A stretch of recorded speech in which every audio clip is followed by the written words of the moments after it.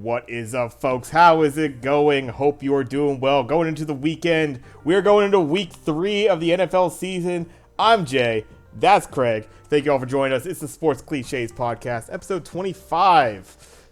We are going into maybe a little bit clearer of a view of maybe how some of these teams might be performing down the road. We got a couple games under our belt to take a look at, but definitely a dominant performance last night that we saw. Craig, how you doing today?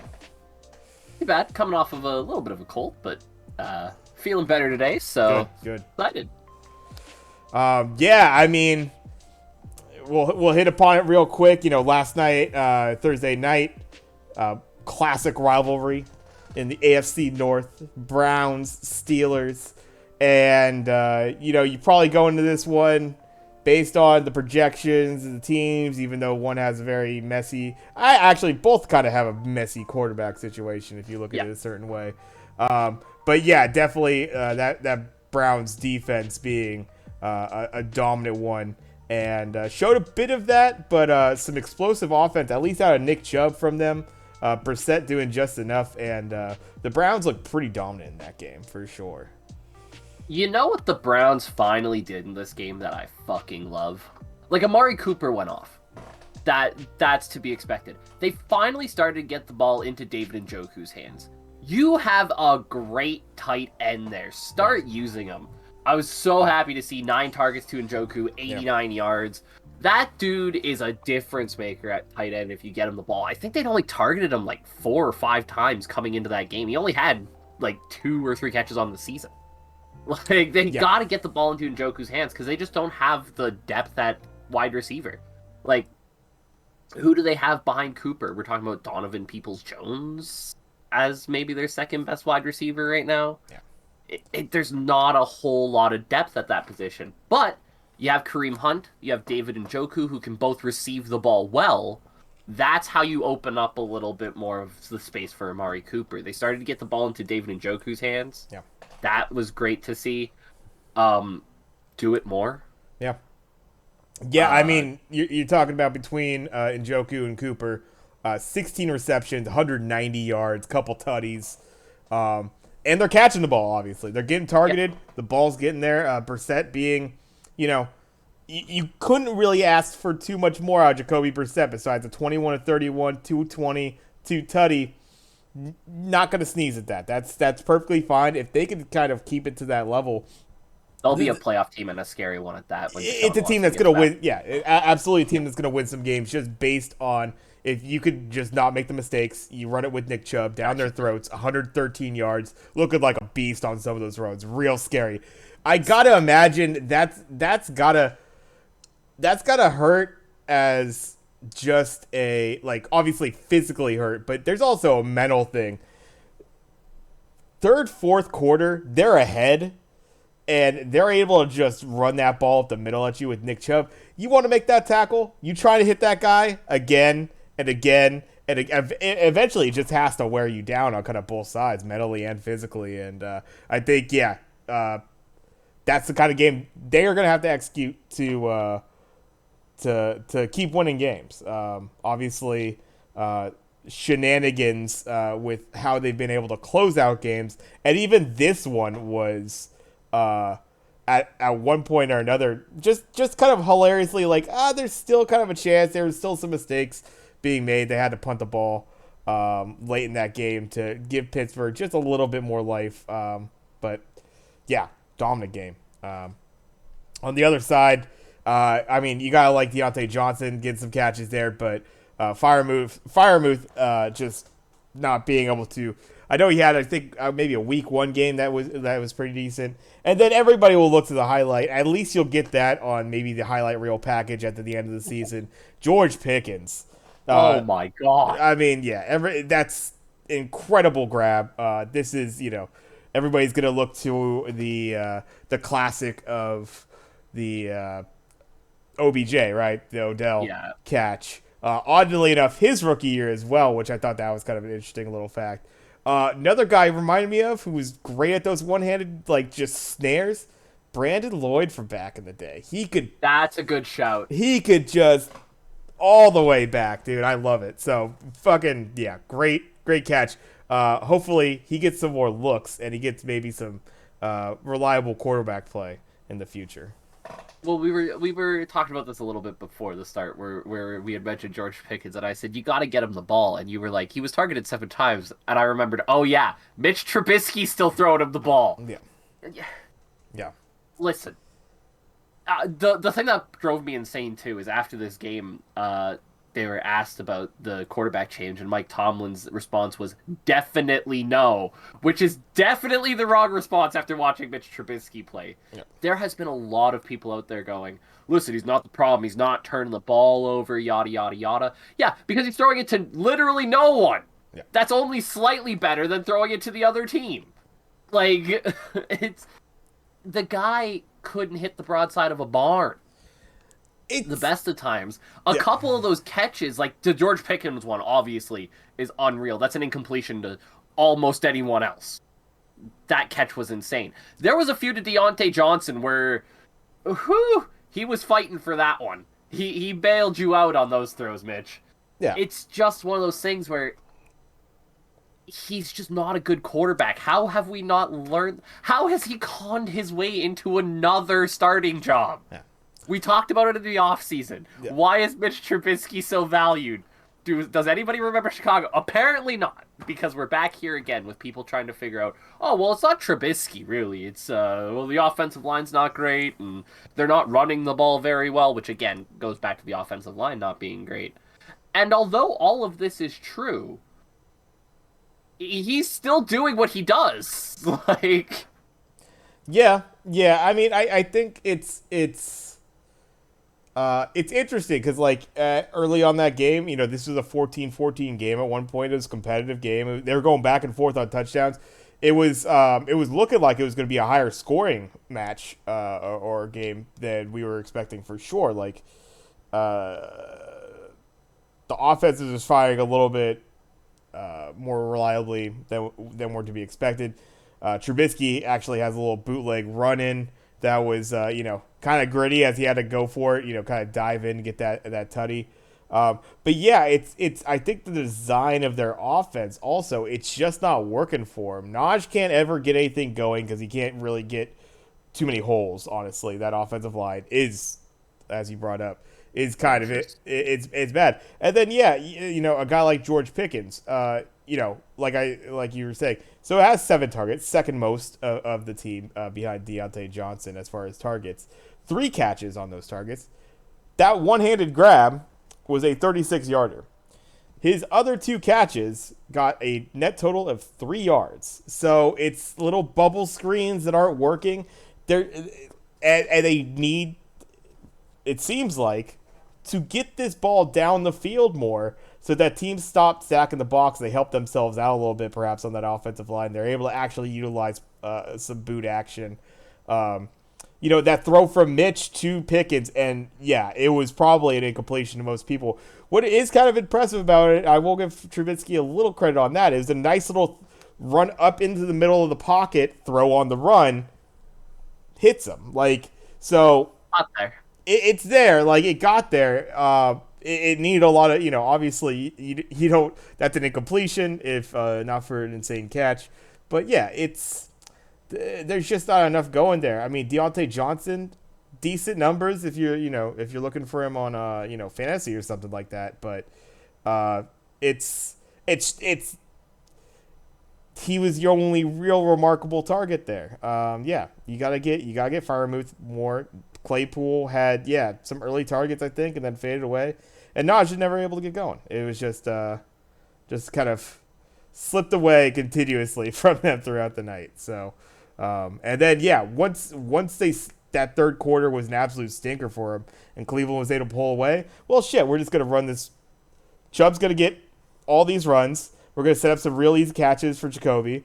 And yeah, we're just going to grind you down until this game looks completely unwinnable for you. And basically, although a little bit of a light at the end, they actually shut down a team this time in the fourth quarter, oddly enough. I think it was this year, might have been last. I can't remember for sure. But when ESPN listed their top 10 running backs in the NFL, They listed Nick Chubb 8th. Hmm. This man is so ridiculously underrated because people will look at him and immediately go, he doesn't catch the ball. You know what? Fair. But that's why you have Kareem Hunt, right? He's your. We need him to catch the ball back. If I need a running back, Yeah. Nick Chubb's going to be right near the top of my list. All right. There's a few guys like that in the league now who get a little bit of disrespect for the fact that they don't catch the ball. Him, Joe Mixon, needs to stop. Cut that shit right now. Okay? In this Cleveland offense, they could not ask for a better running back than Nick Chubb. They're really strong in the interior of that line, and they like pushing guys up the middle. You have Nick Chubb in there, he's breaking one. Every time, the first guy who touches him, Nick Chubb's not going down. You need a couple more hands on him. And it's punishing and it's nasty and it's not fun to play against. You can see it at the end of that game. The Steelers defense looked absolutely beat. And you're right, it's both physically beat and mentally beat. Yeah. It's just a running back like that can do so much for a team as far as opening up the passing game. To the point where, yeah, he doesn't catch the ball. I don't really need him to. Right? He does his job. We got other guys who could do that job. Do your job that well, we'll win a lot. Yeah, I think that should, and something that's been we've mentioned before, but it's I think there's gotta be a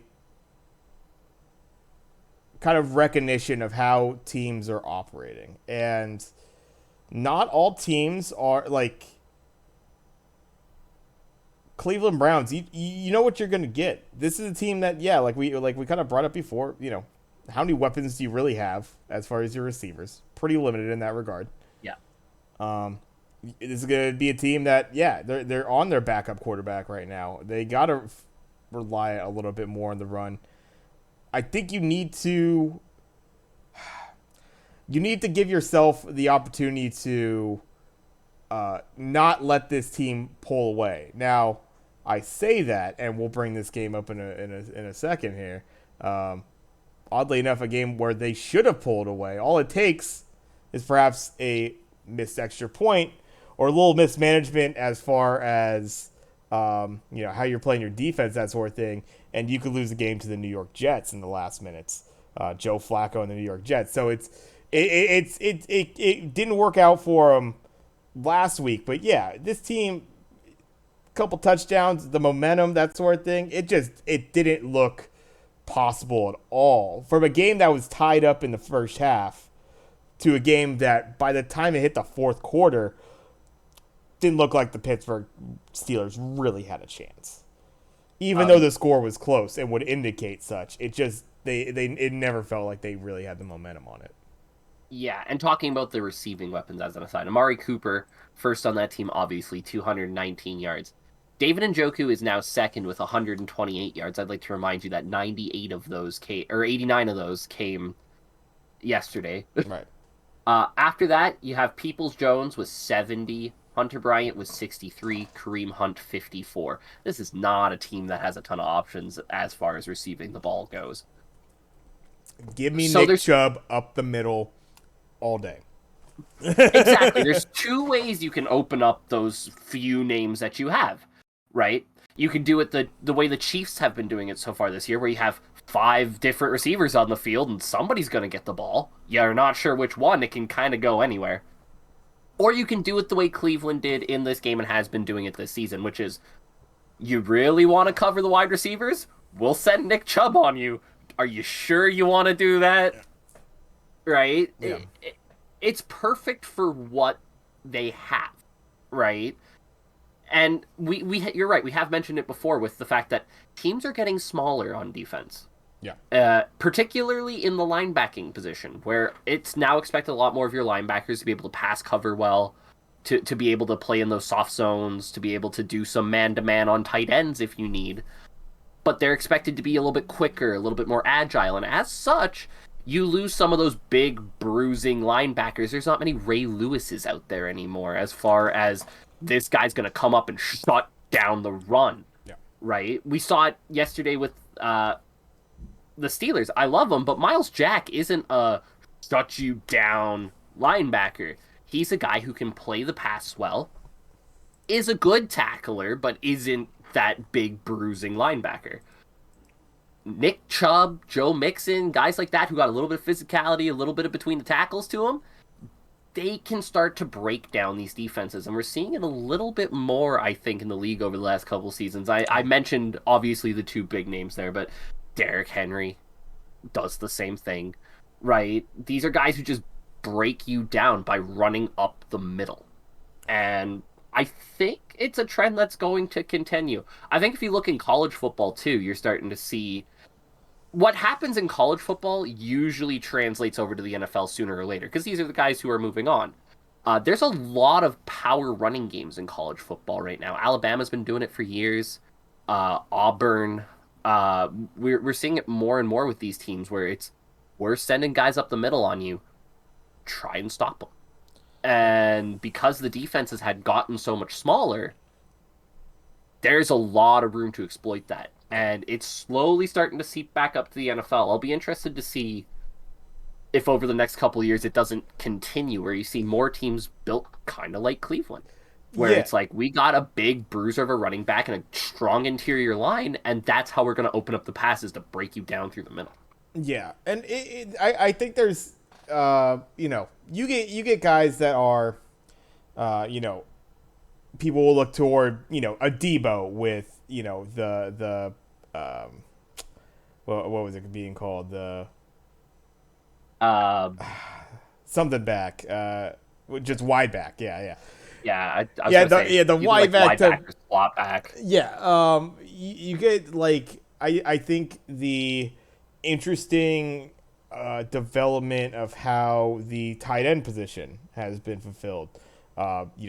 The receiving versus blocking versus, do you get a George Kittle that could do the both sort of thing? Like, yeah, I don't know. Hold on to that. Yeah, hey. But like, I think offenses, yeah, it's a continuously shifting game, and you got to play to, or you got to play against what defenses are doing, and vice versa. Defenses are constantly shifting. I think base formation defenses aren't as much of a thing anymore because you're running the nickel most of the time. You want another DB out there because they're running 3 wide sets. What are you going to do? We're going to run it in the middle. We're going to figure out a way to like craft, maybe disguise 3 wide sets to get still the ability for guys to pull. You get really talented offensive linemen too. They're able to get out on the edge. I think we saw that in that game last night. Some really nice pull around blocking and stuff. Nick Chubb's gonna get all the credit because he's taking the hits. Obviously, he's hitting the hole, and then he's hitting that second level and still getting them yards. He's carrying guys, but none of that happens if it's not for the incredible athleticism you see from 200, 300-pound dudes that are pulling around the ends, creating blocks on the edges, or just sealing up gaps. All that stuff. Like, I think that evolution in how offenses are being built is, it's going to need to be addressed on the other side. It's going to have to be considered. I think the safety position's a very interesting one also on the defensive side there. I think we've seen guys that obviously there is that run attacking safety. My boy Hufanga on the Niners has started to show a real pursuit style of safety, the likes of your old school, your Ed Reeds and that sort of thing that you love to see. Just a guy he's attacking that ball when the run starts on the other side. So it's very interesting how the dynamics work in that regard. I think we're going to see still spread open offenses, but I don't think it's a terrible thing to have, You run it out of the strong or you run out of the eye or whatever, maybe a shotgun form that has two backs or something like that, and you have that power back option still to start beating up these defenses on the inside. No better way to hold a lead than to just wear them out, and you're just getting first downs the entire way and putting up points and draining clock, right? Yeah, I think a lot of shout-outs need to be given out for that game to Joel Bitonio and Wyatt Teller, who Yes. are Yeah. Joel one of the best. Bitonio, By far. all-time great lineman. By far. Like, we don't talk a lot about the offensive lineman, but Joel Bitonio, I believe this is his 8th year in the NFL now. Like, all-timer offensive lineman. Unbelievable guard. You put him with Wyatt Teller, who's also great. Ethan Posich has been a very good center for them for a while now. Right? You have that interior line. Plus, doesn't hurt to have Jack Conklin and Jedrick Willis on either side of the tackle position either. Like, that's a strong offensive line. Yeah. Right? And you're right. They deserve a ton of credit for that running game. Because without it, you see what happens to Najee Harris, who everybody sees it with Najee. He's freaking good. Yeah. The issue is there's no line to block for him. Right? Like, Najee can only do so much. Right. Yeah. I mean, yeah.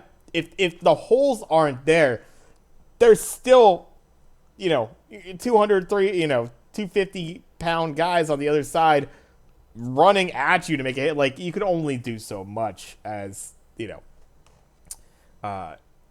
that scheme, and with like we said, with perhaps a combination of a quarterback you might not trust to do those throws and a game plan that doesn't allow you to move the ball downfield, you don't have the ability to open up that offense.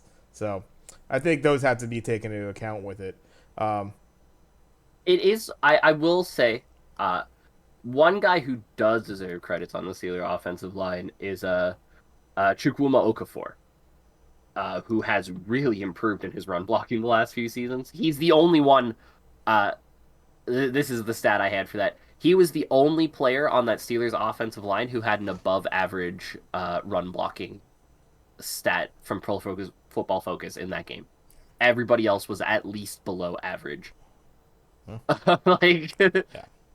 So it's bits and pieces, and it has been for years because they refuse to address it. They constantly grab whatever guy is available to plug in a hole, and they just refuse to draft offensive linemen, right? And you look at the teams that have really built good offensive linemen, most of them have built it through the draft, right? You draft guys, you bring them in, you let them learn the system, you let them play.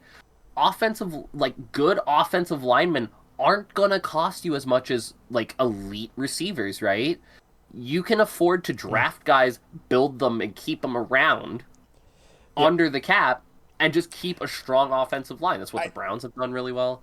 Yeah, and I will say, unless you talk about the tackle position, you're pretty Tackles much right there. Center, a little bit. Centers are pretty highly valued. Left tackle is probably a more valued tackle, but still, you're looking for those on the edges.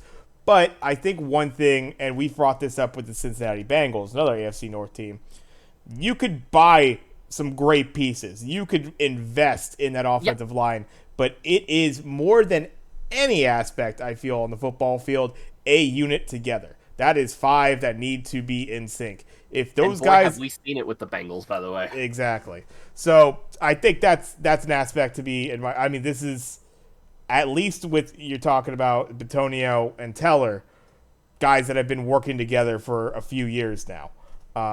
Or Teller, I guess, only a couple, right? He's pretty Wyatt fresh. Teller, I believe, is his second or third season with the Browns. So maybe not so much but coming from Buffalo, but the talent's there. He's couple seasons there, you should be starting to get there. So I think, absolutely, they are going to operate behind that run game as an offense going forward.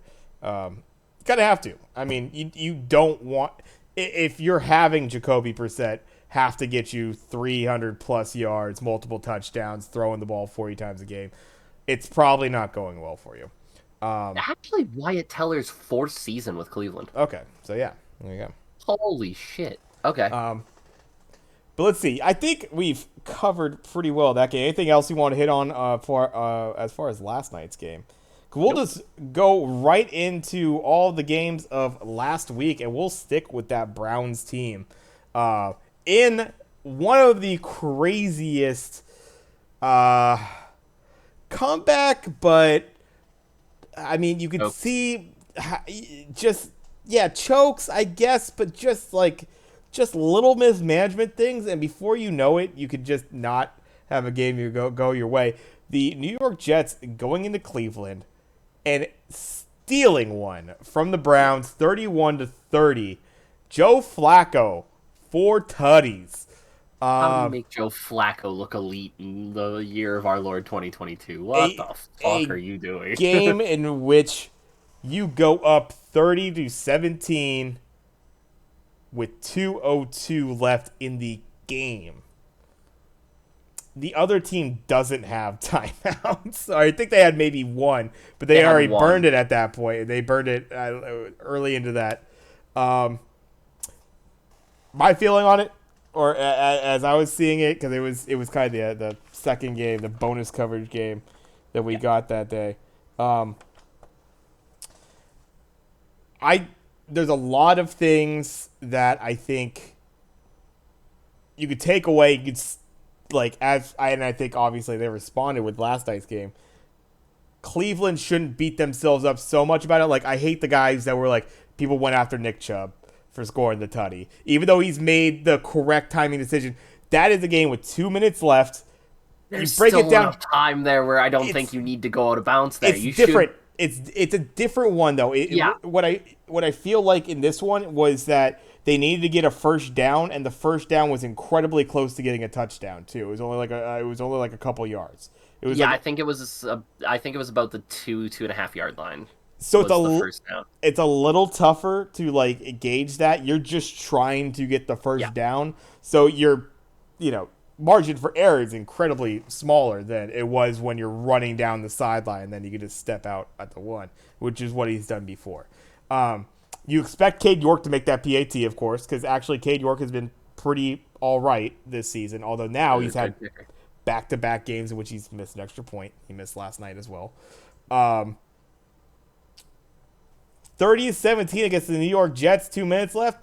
That's a wrap, baby. Like you should have that down, and then they play no deep zone defense. Let Corey Davis just run right past them for a quick tutty. You take only a half minute off it. Onside kick. It was a great onside kick, but one that still could have been covered. Could have been just knocked out of bounds. A couple things he could have done there. And then, yet, despite all that, it's just you let them dink and dunk you. They have no timeouts. You can't keep them off the sidelines. You can't, and then they just dink and dunk you, and then just beautiful little posts or in the middle to Garrett Wilson. All of a sudden, 13-point lead becomes a 1 point loss, and it was just um, some great mismanagement from the Browns that could even lead to something like that. But I don't think a guy like Nick Chubb is to ever be to blame for that. Like that's a situation that he's just trying to make a play, and Yeah. first down wins that game for him. It was 1st and 10, granted, so it's not like it was a third down situation where he yeah, just so many comical little errors, but yeah, Like, should you stop before the end zone? Yeah. yes, But should you also be able to hang on to a 13-point lead with 2 minutes left? yeah. Also, yes. That's a So, I defense mean, that's a defense that should do that, but they've been missing those deep coverages. against Flacco. Yeah, Like, listen, it's not even like week one Joe Flacco came out and made everybody go, oh, he's back, baby. 2012 all over again. Every 10 years, Joe Flacco wakes up. yeah. It's not. He looked awful in week one, right? Like, it's just not a guy who should be able to carve up your defense like that. And a good defense at that. We've seen it in 2 of their 3 games. The Cleveland Browns defense is pretty good. I it felt like one of those things where the moons just aligned right and the stars were all in the right spot and Venus was on the right axis to make all these things happen to Mercury give was in retrograde and shit. Yeah, exactly. Uh yeah. I'm with you. I don't think it needs to be a thing that the Browns lament on too much. It's a tough one. I think it's one of those things Yeah. where you look back on the mistakes, but you let it go as a whole. And It's a 17 game season. That loss isn't going to kill us. yeah, it's a learner too. I Yeah. bet, and granted, didn't really get to see too much of it last night, but I bet they fucking all this last week, short week, they at least spent probably a day on just getting those deep coverages right, right? Yeah. I gotta imagine that's been drilled. It will be drilled into next week's game. Um, but yeah, that was that's a beautiful one, and I gotta say, I mean, it made my pick look fucking genius. You did I have went that one. I was going Jets outright too on that one. I really like the Jets this year simply because you got Bob Sala for another year behind the helm leading that defense. But yeah, no,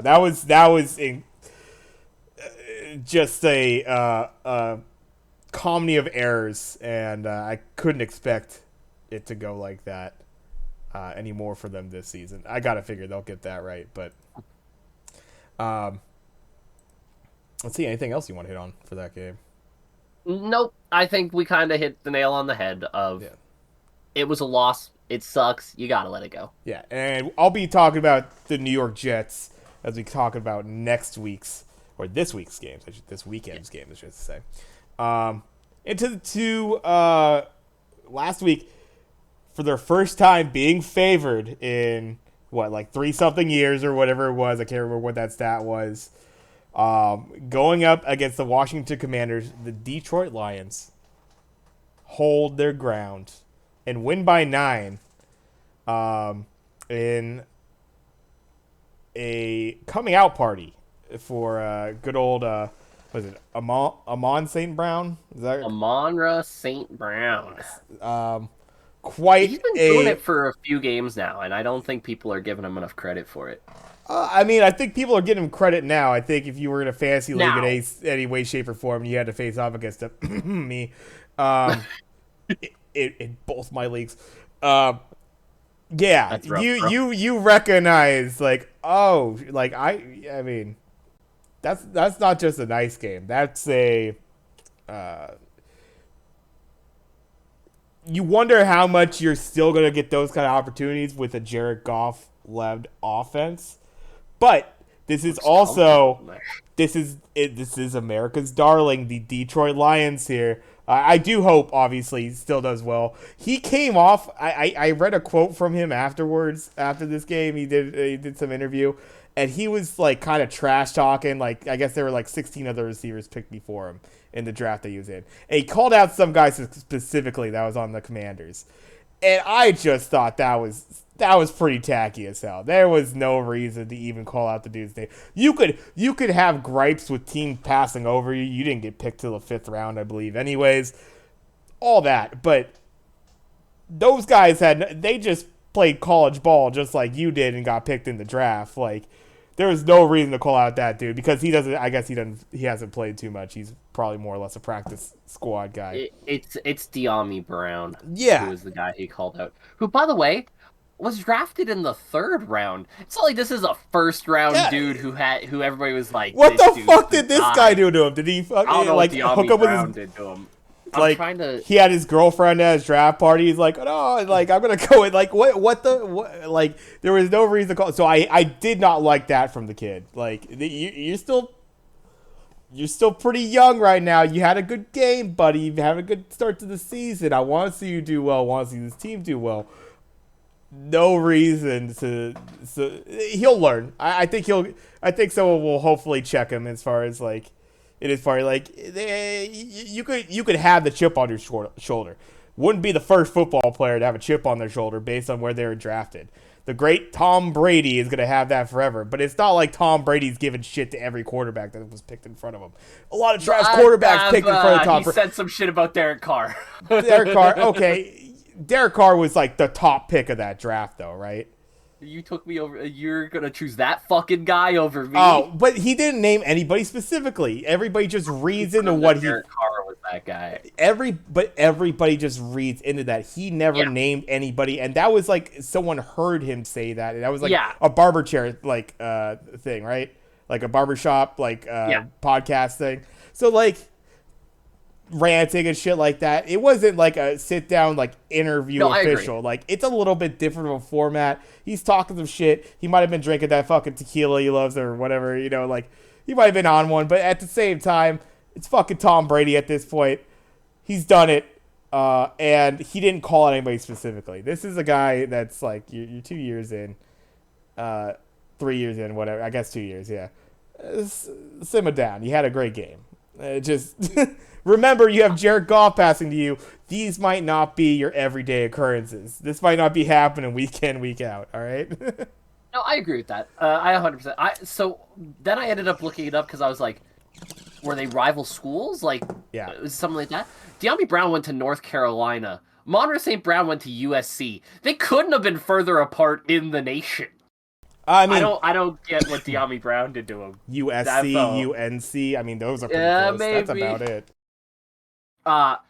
Yeah, no, I have no issue with the chip on your shoulder. I wouldn't have even had an issue if he had stopped at, you picked 14 fucking guys over Yeah. me, and now I'm gonna fucking show you. Hey. You don't need to bring up De'Ami Brown. Yeah. Why name him specifically? It's just like, who was also picked ahead of you? Fucking Jamar Chase. You want to keep talking shit about Jamar Chase? Go Like, ahead and give step Jamar to Chase the big that. dogs then if you're going to do it. But, like, no. But anyways, regardless, this was a pretty impressive, I think, through and through win for Detroit, right? Like, I wasn't able, I only captured little bits and pieces, but they went out and they scored 22 answers to start this game, unanswered. Yeah. And it was disgusting. They were piecing apart the Commanders. So now you have the ability to really let a guy like DeAndre Swift get some work in, work that run game, work that clock. Washington, to their credit, was able to make it a little bit more competitive, but then, yeah, it becomes a little too insurmountable at some point, I think, for Washington. I think more importantly, you're able to not let DeAndre Swift get into this game. He was dealing with some stuff. Oh, and you're right. Yeah. They had made it clear before the game, like, we don't want to use him too much if we can. He only had 5 carries in this game. Now, mind you, that's right, for 12. 56 fucking yards, because he is that guy. When we mentioned, like, big running backs who can punch you in the mouth a little bit, sorry, DeAndre, that I didn't name you. Mm-hmm. You deserve to be in that list. Fucking disgusting running back is DeAndre Swift. But yeah, let them use Jamal Williams a little bit more, who had an okay game. It wasn't mind-blowingly outstanding, but he was efficient with the ball. They used Amon-Ra St. Brown a little bit in the run, running some of that Debo back. Yeah. Jared Goff looks very comfortable with the Lions right now, and I'm not gonna go full on the Jared Goff is back trade. He's legit, but he's looked pretty good to start this season, and he looked pretty good at the end of last season too, when it felt like the Lions were starting to piece some things together, and when everybody was like, "Oh, these Lions, they're a feisty little group." He doesn't look. There are significantly worse looking quarterbacks in the NFL right now than Jared Goff in the Lions uniform. Do I think he's a long-term answer? Hell no. But at the moment, I like the cut of this Lions team's jib. Yeah. On the other side, the Commanders stink. I mean, I think the Commanders, they have,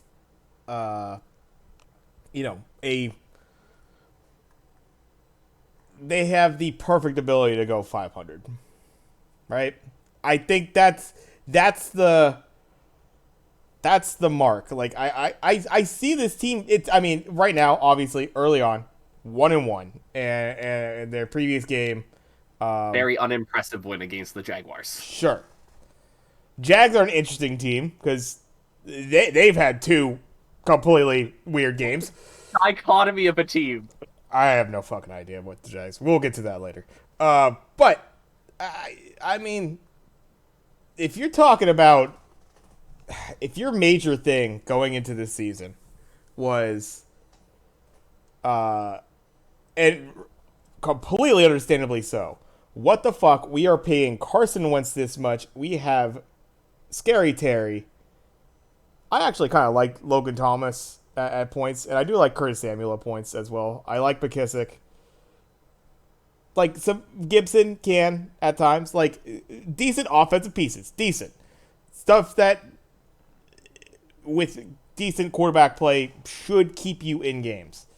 You're getting that from Carson Wentz right now. I believe he is currently still the leader in touchdowns in the NFL. Oddly So, like, enough, third or fourth in interceptions already. He's he had a pick he in had last game. But what I'm saying is that like it's not the complete dumpster fire. Now, we've talked oh, about this before. What's the worst thing could be in almost any professional sports league that mediocre. drafts?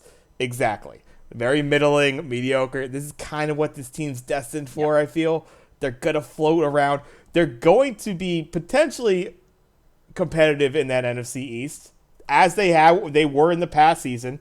They will have those rivalry. They'll have those rivals, those division rival games, and they will probably pick up a couple wins against teams that need wins in that division to actually take it. I don't see them taking that division by any means, but they could be a wrench in the gears sort of thing. Like it could definitely, they could trip some teams up. They have, it seems, when it clicks, and that's always been the case with Carson. When it clicks, and he could get some balls out to his receivers and not make some crazy mistakes, they have some weapons for him to do so.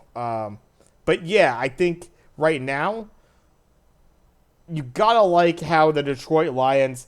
I don't think they're quite that team yet. I think they still have a long ways to go. That's not too big of a surprise. It's not a reach. They Yeah.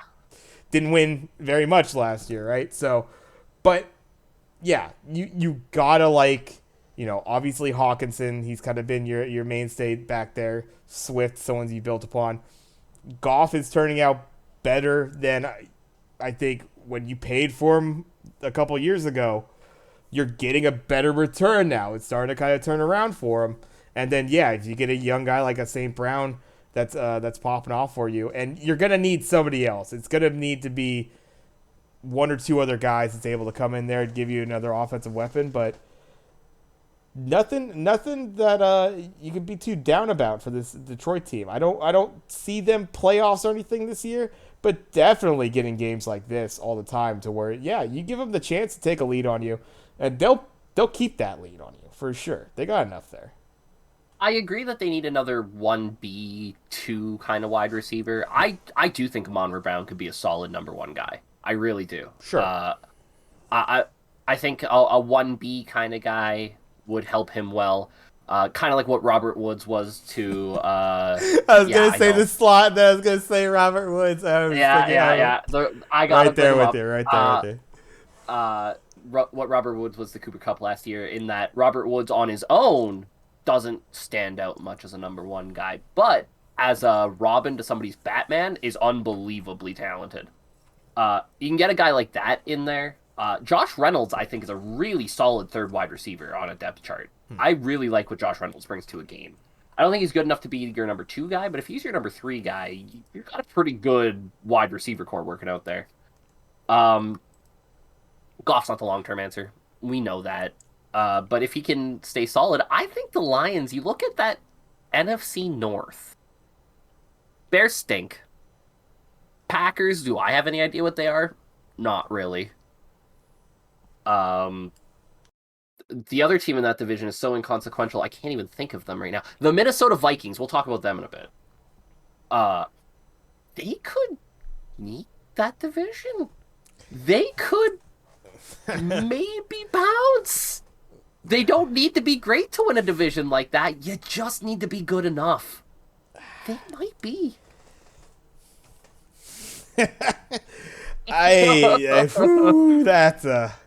That's a stretch. I don't think they're quite there yet for sure. But I don't think they are either, but I think that NFC North might they won't actually be roll bad over. enough They're not. where Yeah, they won't a roll little bit over of you. backdoor Lions.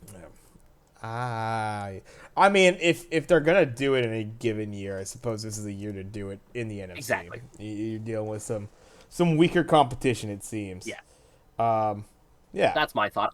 I'm with you. I don't think they're there yet. I think this is a solid 500, maybe a win or two above 500 team. But in the NFC North, that might be enough. Yeah, I don't see. I don't think they're quite there yet. I think this is like just a below a 500 team, honestly. Okay. But that's to be seen. We are still only a couple weeks in, and they're going to have an interesting one coming up. Let's keep it on that NFC side in a game that, unfortunately, I think we both expected this to go a certain way, but every now and then, if you just keep turning the ball over on offense, it's just not going to work your way. Tampa Bay finally going into New Orleans and They getting finally got one. getting the win. Not really due to Tom Terrific or anything like that. He had a pretty meh game.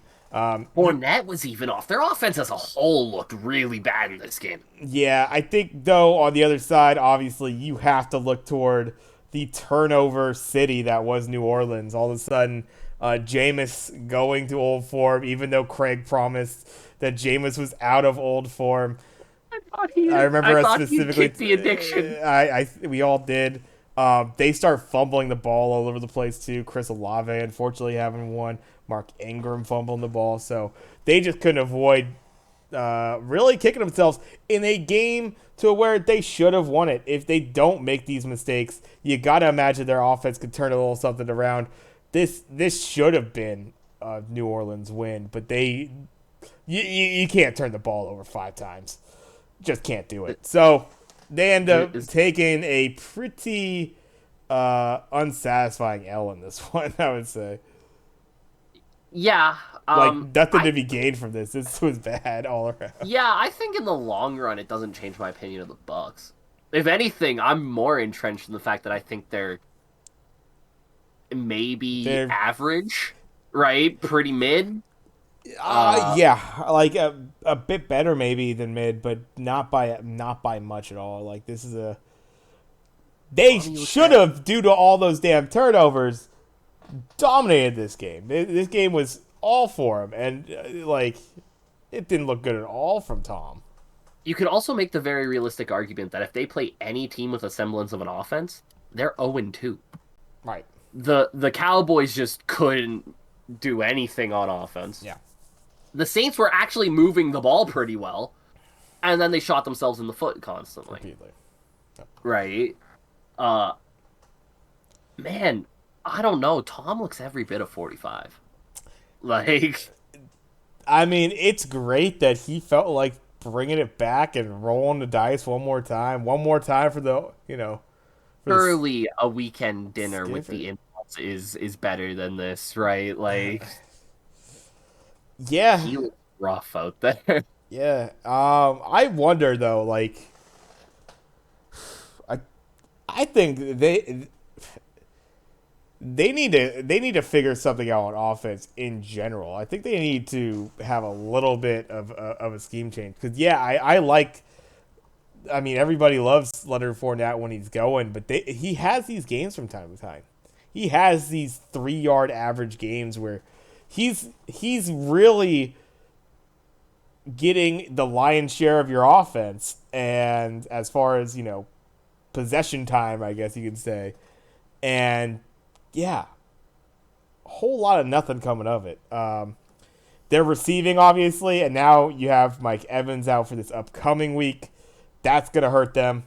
And you didn't have much anyways, as far as your receivers were concerned. This is really gonna be a tough one. They got a tough one against Green Bay coming up. I'm right there with you though. This could easily, I think, easily a 1-1. Like this should have been the game they lost. Yeah. They could have easily lost last week if, yeah, Dallas is just super flat. So I'm not too surprised. They Except just for Cooper Rush. couldn't move the ball at all. They should have started Cooper Rush. Yeah, I mean, at this point, that's what Jerry says. Yeah, I don't know. I look at this Buccaneers team and bang of mid comes off of them to me the way they've played in those first couple games.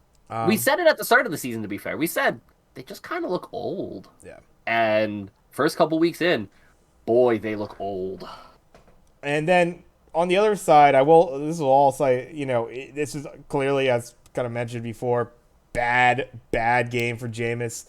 Obviously, I guess he might have got dinged up a little bit in this game as well, injury-wise. But generally, I have a it'd be very, very much looking at their next game coming up. It would be very telling to see if this team's able to bounce back. My gut feeling is that this team is a lot better than how they played against the Bucks. But yeah, have to really see kind of this upcoming game. If they lay another stinker like this, if they're turning the ball over potentially again, or their offense just comes out like flatter, just kind of due to this one, yeah, it might actually be a much uglier season for New Orleans than I would have anticipated. But I wouldn't write them off quite yet. Simply just their first loss of the season. We're 2 games in. Yeah, you could lay an egg now, and you'll be looking 10 games down the line, and this will be a blip potentially. This could be a team that goes pretty strong in this division. Agreed. On to the next one. Let's hit it. Let's see. Oh, yes. And I feel good about this one because this is my dark horse for the year. I brought them up last week. Got it done at home. The Carolina Panthers going into my New York Giants. But going into New York and unfortunately dropping one. A very tight game. Some interesting decisions all around, and somehow Daniel Jones just barely doing enough to keep himself a starting job right now. As they take that win against Carolina, very surprising. At the, I felt like Baker would have some fire a little bit more, but yeah, I don't know. This Carolina team, it's still got to figure it out on offense, even with Christian McCaffrey actually having a nice comeback game. This was a much better entry for him coming back. Yes. I want to make sure that I find this name. Joseph Pearson of The Athletic had a stat last week that blew my fucking mind. Under Matt Rule, when the Panthers allow 17 points or more, the Panthers are 1-25. Damn. Fire that man now. How on earth do you let a 17? That's not that much in this league. That's not. There was, I believe, 5 teams this week that failed to hit 17 points. Carolina's you were one of them, by the way. Carolina was one of them. Yeah. 17? If you allow more than 7, that's asking way too much of your defense, which, by the way, is very good. Yeah. But you gotta give them something. 1-25. That was an unbelievable stat. Matt Rule needs to be fired yesterday. How he's been given this much of a leash in Carolina, I don't know. Well, this is Rule's 4th year in Carolina. He's got to go. Like, he can't scheme an offense. And has he had the greatest quarterback talent? No, probably not. But Baker can win as a quarterback. This isn't us guessing based off of what we've seen. He's won in this league as a quarterback. You gotta be able to scheme better. Like, they allowed 19 points. Your offense should be able to do enough in that game to get you a win. Yeah. And, man, props to the Giants. So you did everything you needed to do. I still have serious questions about your offense, but dub's a dub. Go out there, get yourself a win. Yeah, I mean it'll be a test. I mean you're gonna be leaning heavily on quads, for sure. Just like Carolina is seemingly gonna be leaning heavily on McCaffrey. Both rides liable to break at any moment. Yeah, I mean, Daniel Jones, you need to get more. Like he's just, like I said, he's just doing enough. Like 22-34, he didn't have an interception. He had a touchdown. Doesn't sound that bad for like 22 completions, only 176 yards. Like it's not really moving that ball down the field. It's the Trubisky problem, right? He's not turning the ball over, so it's a good thing. Well, no, hold on. If you're not moving the ball and not turning the ball over, it's still bad. Well, they have a terrific punter by the name of Jamie Gillen, who is bombing balls. Hit a 67-yarder in that game. Yes, he did.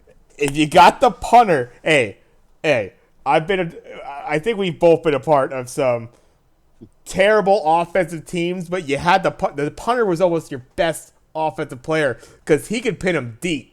And then if your defense does the job that they've always been doing and locking fools down, maybe they get the safety, they get the 2 points for you, or a turnover within, like, you get the short field created, all of a sudden your offense doesn't need to do as much. Yeah, perhaps you have, maybe that's how you're picking up dubs if you're the Giants. Seemingly how they kind of picked up this win. Because, yeah, nothing crazy notable. Matt Bosher. There you go. Falcons legend for being a punter who managed to give us field position despite our ineptitude at offense. Precisely. It's an incredibly strong tool. Shout out to my Madden days when I played the Steelers, and literally the best thing I had was corner coffin and pray. But yeah, the Panthers. Ah, man, yeah, you knew it wasn't going to be like super stellar. Like Mayfield wasn't going to come out and completely like light it up or anything like that. But the letdown loss against the Browns in a game that you had opportunities to take it, and then this dud. It's just, ugh. They go 0-3 here, 0-4. I just wonder how long Matt Rule keeps his job. How much? I mean, I believe they'll keep faith in Baker for the most part, but I mean, you don't want to get McCaffrey injured again. How much are you exposing him to stuff? It's a mess. This could be really ugly really quick for Carolina, I feel. For a team that doesn't deserve that, again, based on how good their fucking defense is. It's such a shame. They have really good offensive pieces. Obviously, you have Christian McCaffrey. That's true. They do. It last week. DJ Moore. Robbie Anderson and DJ Moore are dogs of receivers, man. And it's just a damn shame they've never had a quarterback who could throw them the ball consistently. Because both of them would be talked about so highly if they actually had decent quarterback play. Or a coach who could scheme an offense that could score more than 17 points. I don't know what blows my mind more about that. The fact that they've lost so many games when allowing 17 or more points. Or the fact that they've had so many games where they've scored less than 17 points, presumably. Yeah. That's impressive. Like, that's impressive ineptitude by a coach. Yeah. Yeah. It's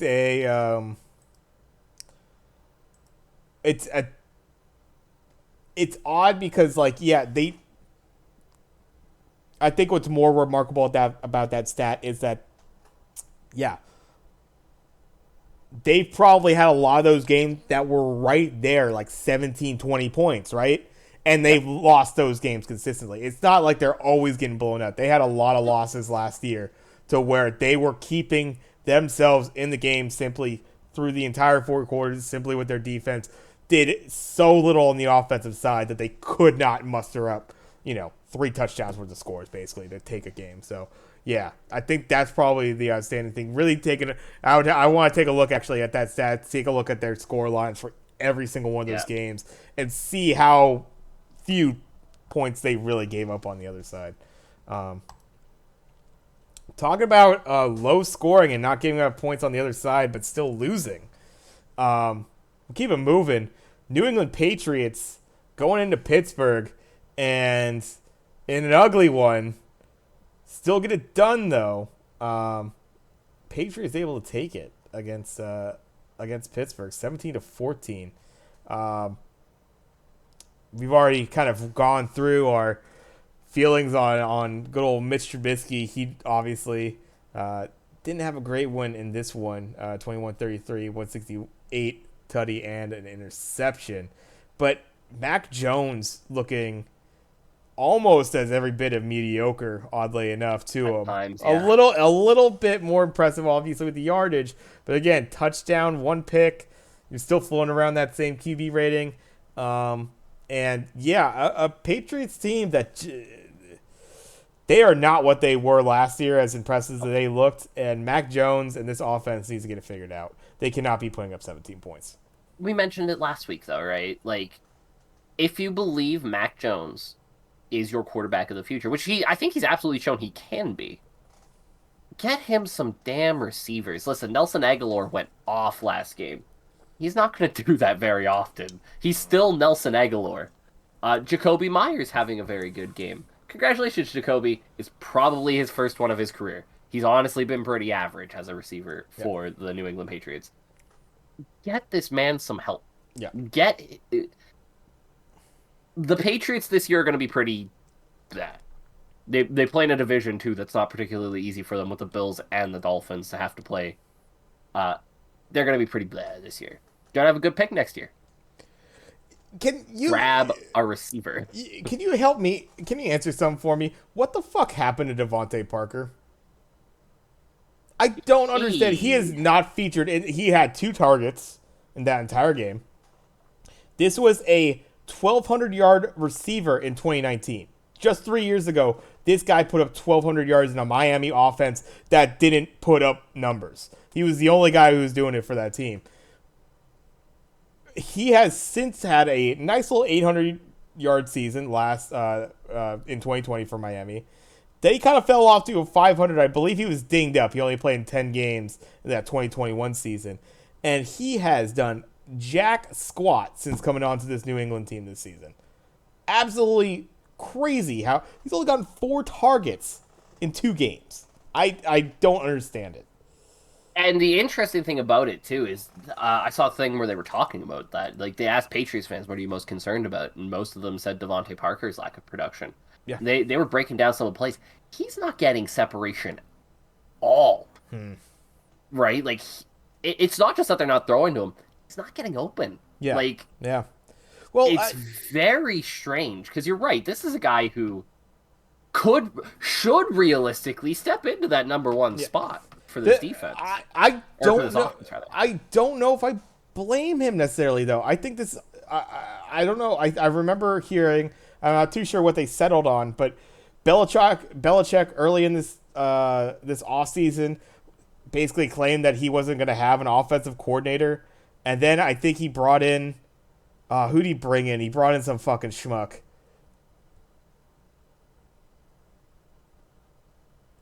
We'll get right here. They have not brought anybody in. Matt Patricia is running their offense. There we go, Matt Patricia. So Matt Patricia is running your fucking offense. By the way, you go into this game against Pittsburgh. You put up 17 points. You barely fucking win. Devontae Parker, Hunter Henry, and Jonnu Smith all have 0 catches in that game. They have receivers. They just can't fucking throw to them because they don't put them out there to scheme. Like, they don't scheme for it. Nelson Aguilar is great. I hope he does well. Kendrick Bourne has been a guy you've been looking to. You have players. You've paid these players. They put a lot into getting Hunter Henry and Jonnu Smith. How do they not have a single catch in that game? It's fucking amazing. Hunter Henry's another one of those guys who. I brought him up last week. Yeah. Completely has vanished on this New England offense. As good as, and I do like Mac Jones, something is seriously wrong with how that offense is schemed right now. It needs to change. It needs to change yesterday. Yeah, and I don't know if anybody saw Matt Patricia's offenses in Detroit. They were bad. They were not. They're fucking Detroit's offenses. Of course they were fucking bad. Oof, I didn't realize they were having Matt Patricia run the play calling. I'm not gonna lie. I knew they weren't. I knew they had said they weren't gonna replace Josh McDaniels. I figured that meant that they had somebody there who they liked. No. I didn't think that meant we're going to Matt Patricia. That's the crazy thing. And Belichick came in and he was like, we're not going to have an offensive coordinator. Like, what the fuck? You're not going to have an offensive coordinator. All right, stop pulling our leg, Bill. And they just kept not having an offensive coordinator. Oof. What are you doing? What are you trying to just go out on a sour note? Like, does Belichick want to ruin his legacy to end it? Like, I will watch New England burn before I leave. Kind of like it's It's weird. It doesn't make any fucking sense. If the Um, Patriots go sour this year, like it looks like they might because of that decision, is Belichick's job on the line? I think it's up to him to decide when he goes. You do? You don't think the Patriots I think will cut the head off the snake? him and Kraft are too at the hip. I think it's on him to decide he wants to step down, and he would. And I think he would make the call to step down. I think Yeah, Belichick's kind of ready to go.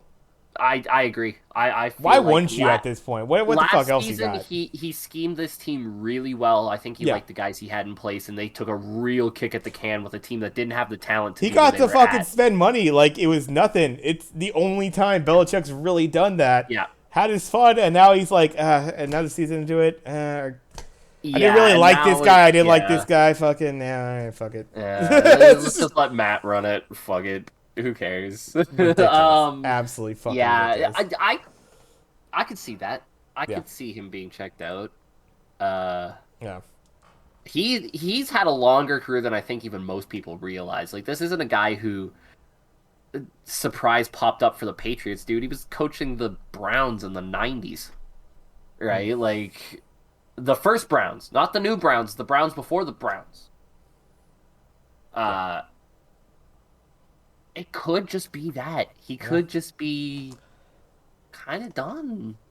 I mean, What more do I need to honestly, do? and honestly, like, because I think he would, like, he's shown, like, a little bit of, like, a personality and that sort of thing when he wants to. Yeah, Like, I think he's going to be a great guy. He's probably going to be behind the desk at, like, CBS or some shit on the morning show going over. absolutely. Yeah, he's got that in the bag after coaching. So I think it's on his terms. I think they'll let this ride. I don't think he'll let it ride for more than a couple of years, if that. Who was it who got Brady in the booth? Or no, was it Brady or Breeze that somebody signed before they came back? It might have been Drew Brees, and then he came back. And I Yeah, thought for some reason when Tom retired, I don't think so. maybe I'm It wrong. might have been Uh, Drew. yeah, Fox. Uh, Really, they got Brady? Huh. Fox had apparently offered Brady like a 10-year, $375 million contract that he's going to accept, and then he decided to go Oh, back to football instead. If they can pull that off, maybe grab Belichick too. Have oh my Brady and god, Belichick together on Fox. that'd be hilarious. That'd be fun. Man, Yeah, no, I'm maybe. yeah, I don't know. I think it takes something like miraculous for them. Like if they were to, he joked about getting Lamar Jackson. I think yeah. if they actually got Lamar Jackson to be the quarterback of the Patriots, he'd be like, sure, fuck it, let's take one more kick at the can with this thing with Lamar. But that'd be Yeah, it. yeah, yeah. Uh, yeah. I could see, like, obviously with Tom, you never really have perhaps certain options. I don't know what his plan is. Like, why he didn't go with an offensive coordinator or something. It just feels like kind of taking a knee a little bit. And it's like, I think everybody is thinking, and who knows? We're just 2 games in. 2 games in. Again, this is a New England team that did pick up a win right there. So they're 1-1. It's not like it's teams buried quite yet, but right now it's looking like a silly ass decision. You have too much available to you. You paid too much for these guys to let them just sit, and you're ruining your rookie contracts early years here in Mac Jones. Like, you're gonna have to pay that guy if you want him to stick around, right? That'd be the thought, anyways. Other option could be they're thinking, we really like CJ Stroud or Bryce Young, so let's do everything we can to lose and try to get down to there. Yeah, That's the only options I can think of allowing Matt Patricia to run your offense. yeah. Um, Talking about teams that kind of laid down and coaches that might be on the way out. Let's go to the next game. Indianapolis Colts going into Jacksonville, face off against the Jaguars, and not putting up a single fucking point. 0-24. The Colts have lost. They are 0-2 on the season.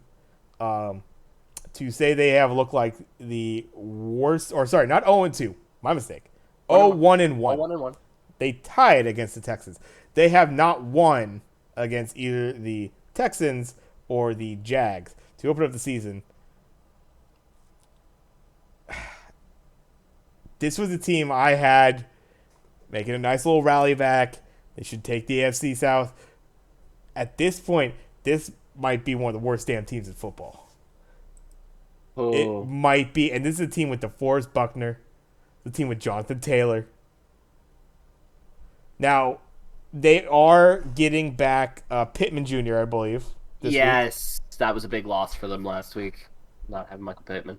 So maybe you get another target there for Matt Ryan. He has to stop throwing picks. He's looking like Carson. Actually, looking worse than Carson, I would say, because Carson would at least probably get you a touchdown in there, like with the three picks. Did they score a touchdown in the Duval loss last season? Uh, maybe. I do think Matt Ryan's QB rating was better than Carson's in that game. Yes, so. yeah, it had to be. It had to be because Carson's was terrible. Like but yeah, I 4.9. wasn't specifically comparing it to the Jacksonville game. Perhaps I was kind of the broad stroke here of Carson's play versus these early games of Matt Ryan here. I mean, granted, new team, new situation, things got to fit. It's not going to happen right away, but you can't be putting up the offer against Jacksonville. Stunning. I mentioned last week how much this game haunted my soul. How much I picked Indianapolis despite all evidence to the contrary. Jacksonville is 13-1-1 against the spread in their last 15 games against Indianapolis. They cannot beat this team. It makes no sense because in that time, Indianapolis has generally been really good, and Jacksonville has generally been really bad. But Yeah. for some reason, this mix, this concoction of drinks leads to Indianapolis falling flat on their face every time. Doesn't matter if you have Carson Wentz or Jonathan Taylor or Andrew Luck or whoever it is behind center for you, you cannot beat the bunch of clown. How long do you think Frank Reich has right now? How long? Not very. Not very. Not very. Especially after the way last year ended. He's got to be on the hottest of seats. As far as coaches who could likely be fired soon, he might be the top of my list. Him or Matt Rule, that'd be my top two right now. With maybe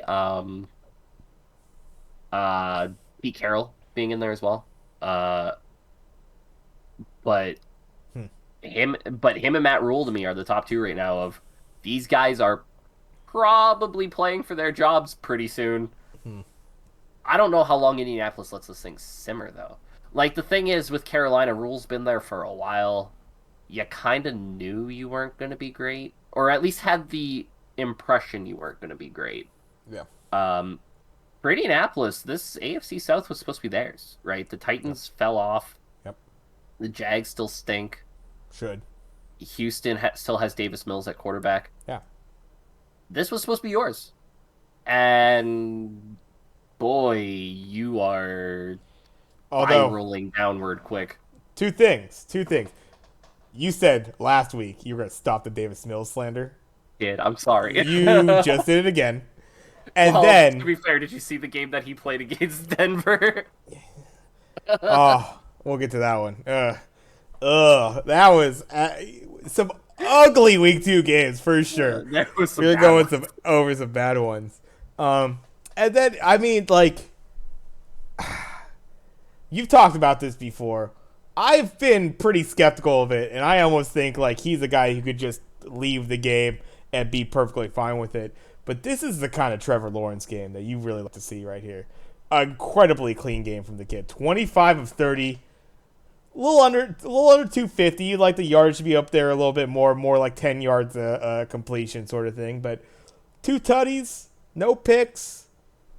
Get a decent contribution out of Robinson and Travis Etienne. Etienne, thank you. Decent. Yeah, obviously you got like a guy like Christian Kirk that you paid an absurd amount of fucking money to, and essentially reset the wide receiver market. Hey, at least he got you a couple tutties on this one.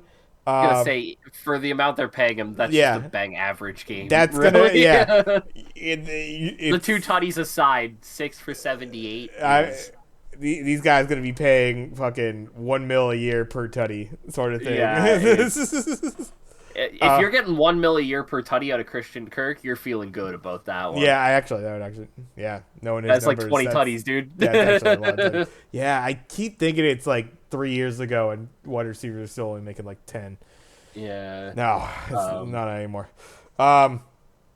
But yeah, I mean, don't expect Jacksonville to be doing this every week. Don't expect. I oh, still don't expect Indianapolis to do this every week. But they'll this is still the win this one. division. This is still like this week is really the one coming up. They got a hell of a game that they're going to have to be playing. They look like they're going to be an 0-3 team. Everything feels like they're going to be an 0-3 team. But if they could pull off this next game against KC at home, could be the thing that gets start.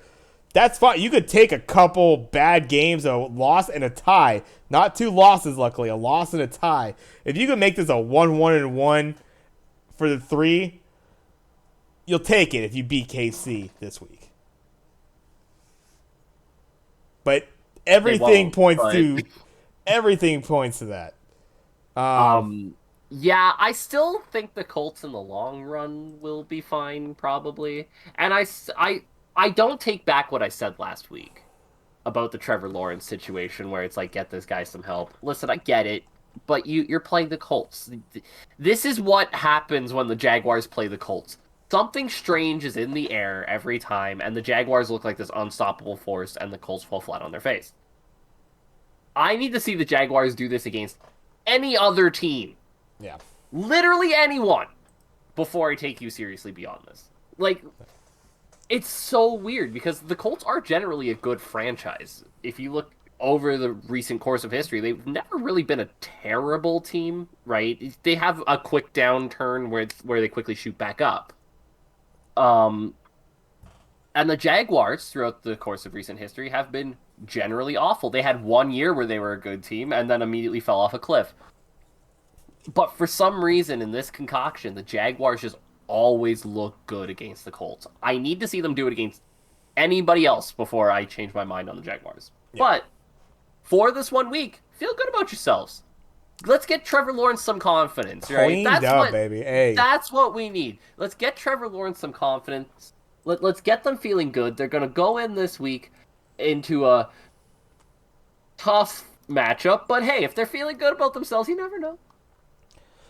One thing I will say, I believe he got injured in this game at some point. DeForest Buckner, I believe, was a little banged up. So maybe we're losing a little something on the interior.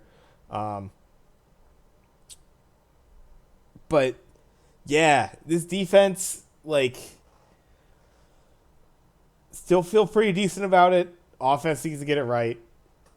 Indy should be a team that has the ability to turn this around, but I don't know, man. You go 0-3 to begin the season, it's gonna be an uphill battle. I think every game you're going into, just the feeling wise, the energy, that sort of thing. I mean, I don't know. I think they could do it. I think they could actually be. This KC game is gonna be very interesting for them, but yeah, it's Jaguars gonna. are currently leading the AFC South. Just throwing it out there. Yeah, only team with a dub. Let's move on to we go from one of the more lopsided games to one of the and what was a lopsided game ends up being a insane finish. The Miami Dolphins going into Baltimore and the 2-0 show just absolutely lighting up the Ravens in the fourth quarter. Hill, Waddle, a little River Craycraft as well. Love to see that. Great name. Yeah, absolutely fantastic name. I agree. Tua throwing 50 passes, 469, 6 touchdowns in the game. I could have never seen this game coming from him, especially in this game on the road in Baltimore. Coming back from 14 to 35, 3 scores down. What a fucking game. Yeah. Boy, it's nice having Tyreek Hill and Jalen Waddle, I'd imagine. Hey. That must make a quarterback feel good. Quietly good game out of Raheem Mostert, too. Mm-hmm. He's not going to get a ton of the credit, but he was running that rock pretty damn well for them. Had a couple nice receptions as well. Man, the Ravens' offense cannot play any better than that. Lamar Jackson went 21 of 29 for 318 and 3 touchdowns. Ran for 119 yards with a touchdown. Yeah. And he lost. Yeah. Oh! That Ravens secondary, man. What happened? Like, listen, Jalen Waddle, Tyreek Hill, both very good. Yeah. But, man, they were playing decent, and then they just collapsed in on themselves. This is another situation. I brought this up with the Cleveland game earlier. I don't put this on the players the entire way. They schemed it up really badly. Down 3 scores. They let Tyreek Hill just run free past a guy. The thing that blew my mind, one-on-one coverage. Just, how are you going to play press one-on-one on Tyreek Hill with no safety help over the top? You're kidding me? Why are we doing this? You're killing me, Smalls. Do you not know who this is? Yeah. I maybe they forgot that he was on the Dolphins. I don't understand. Press coverage, no safety help, one-on-one with Tyreek Hill. Are you asking to get hurt? Yeah. Why? And I'm sorry, that was actually down 2. So they already had let Miami get an early touchdown in that quarter. They were up 35-14 going into the fourth quarter. 15 minutes left in the game. They drive nicely, get a nice little touchdown to River. And then, yeah, that play to Tyreek makes this a 1-score game. Or actually, maybe that was the one to tie it. I'm trying to think of the exact order of it. There was so many touchdowns that came so quickly, honestly. But yeah, Tyreek back-to-back, basically. Yeah, within 2 minutes.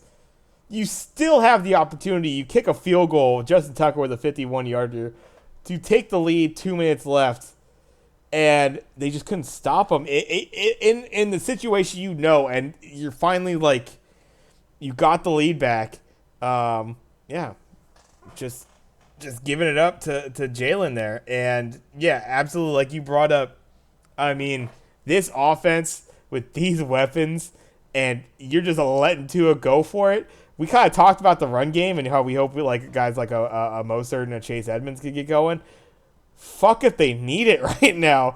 Let this thing run like the Chiefs do, baby. I'm stunned. Like, it was crazy to see that from these guys. So, I will say the one thing about that is there's no way every team's going to play this team like the Ravens did. Surely to God, teams are going to throw some safeties over the top to make sure that you can protect against those deep balls. You know, you're not just going to, you're not going to soft zone them a lot. You're not going to, they just made a ton of weird decisions. Like, they'd play press man-to-man with no safety help. Then the next play this weird soft zone where, everybody'd be back and just, oh, yeah, let them catch the ball. What's the worst thing that could happen? It's Tyreek Hill! Yeah. What's the way? He's going to run past you. That's what's going to happen. Yeah. Here's... nobody's going to play like that against them consistently, right? Surely to God. Well, here's the crazy thing, though. I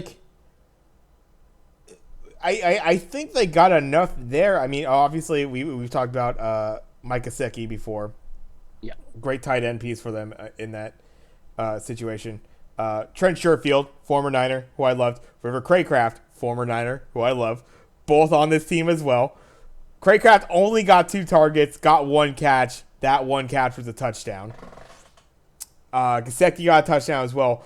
Outside, Tyreek and Waddle combined for 22 catches, 361 yards, 4 tutties. Granted, those numbers pop. a huge amount of target. 19 targets to Waddle, 13 targets to Hill. They are obviously the 1 and 2. But outside of that, I mean, we brought up two that had 50 attempts. There were still 7 other guys that caught the ball for the Dolphins. That's Gesicki having a pretty incredible. decent game as a outlet for them too. That's incredible. That is every bit of, we talked about some stale offensive schemes for New England and and Carolina, but Mike Daniels and the shit that he has going over from Miami right now is changing. I think if this continues in any sort of way for this offense, people will forget how they were thinking about Tua, for the past 2-3 seasons. I think that might die off if they're able to keep this offense this dynamic. It's going to be something to see. Yeah, that's great that you did this against Baltimore. Yes. You have a tough test of a secondary this week. Yeah. If you can do it against Buffalo, we'll talk about this being potential. Like, if you can do it against Buffalo, you're a Super Bowl contender, right? Like that's the world we live in right now. Yeah. I mean, Buffalo, KC, like obviously, those are gonna kind of be the class of the AFC. I don't think Baltimore was too far off from what you would consider the class of the AFC. That's definitely a good fucking team there. They have been for years. This was a game that Baltimore was up 3 scores. It should have been dust. You're absolutely right. We brought it up. Baltimore's defense schemes in a bad way to allow this to happen. Single coverage, tight on Tyreek Hill, shit like that happening. Can't be doing those mistakes. But I mean, damn if that's not impressive to see a rally like that, and just just the ability to utilize that many players on your offense. Always going to be impressive. 9 total receivers, are catching the ball. And you even take a look at those rushing yards. We talked about them not really needing it too much, but still, 11 for 51 out of Raheem Mostert. That'll do. Productive. That'll do. Yeah. That'll probably pick you up a couple first downs if you're really spreading them out on them, and they got to be covering like that. If they are dropping guys, safeties like that, all the pickings for a guy like Raheem Mostert to get you an easy 10 yards up the middle, out to the side. There you go. Ignore the yardage on these guys. What you got to look at is Mostert 4.6 a carry, Chase Edmonds 6.6 a carry. Mm-hmm. That's all they needed. When we give you the ball, gain chunks. Give us enough that they have to respect the run, and then we'll beat them in the air. Yeah. And that's exactly what Mostert and Edmonds did. Mostert, by the way, also gave him a solid option as a receiver. A few catches there from Mostert out of the backfield. Gave Tua a solid option as a receiver as well. But you can ignore the yardage for the running backs. You get those averages out of the running backs, you're feeling good about this team. Because that does exactly enough. It gets the defense to respect that run. It's going to be very interesting going forward to see how this offense performs, obviously. I will say, as much as this is kind of a kick in the gut and it makes, you can't feel good about this losing this game if you are the Ravens. Obviously, you had Lamar cooking in this game. We kind of have questioned, outside of a Mark Andrews, where the hell is the offense going to come as far as the passing options for Lamar? Rashad Bateman, only 4 catches there, but making a nice long catch at 75 there, getting the tutty for him. Duvernay, you're probably hoping for a little bit more out of him, and we'll see as they go forward if they're able to kind of open this up. But yeah, you probably you can't rely on Lamar to have a rushing game like this, so I'm wondering where the offense is going to come. Like, if you got a true spy on Lamar, if you're really checking that on him, if you're able to have a secondary we can rely on perhaps one-on-oneing a guy like Bateman and maybe even doubling an Andrews or something like that, like, how many options do you really have offensively for this Ravens team. I like them for the most part, but I wonder if they're going to get with the right personnel, the right kind of defensive scheme. I see this team like really putting up some of those 17-point games. You know? I have more question marks on the Ravens than I thought I would. I really like their defense coming into the season, and I still like the players they have. But man, that the way they scheme that game is a real concern to me. Yeah, Lamar runs for 119 yards, fantastic. Your next best runner was Justice Hill, 3 rushes for 16. Kenyon Drake got 6 rushes, 8 yards. Mike Davis, 5 rushes, 4 yards. Your running backs need to produce more. Your running backs need to produce more because you're right. Sooner or later, the team's just going to spy Lamar. Yeah. Right. I don't care if it pulls my linebacker all the way out here. Your running backs can't beat our front four. So I don't necessarily need a linebacker in there. Um, they'll just it might not even be a spy. You might honestly play straight man to man with your linebacker on Lamar, right? Whatever you do, follow Lamar. If he hands off the ball, their runners aren't going to beat us. Yeah, I mean, yeah. When you start locking that down, and their receivers are not really given the option to, like, Bateman's have been good in burst plays, but he doesn't seem to find himself open often enough. Right? Only 4 catches in that game. yeah, And I think only 5 or 6 targets. It wasn't a ton more targets. Um, he's really good at those burst plays, but he doesn't necessarily find himself open enough, right?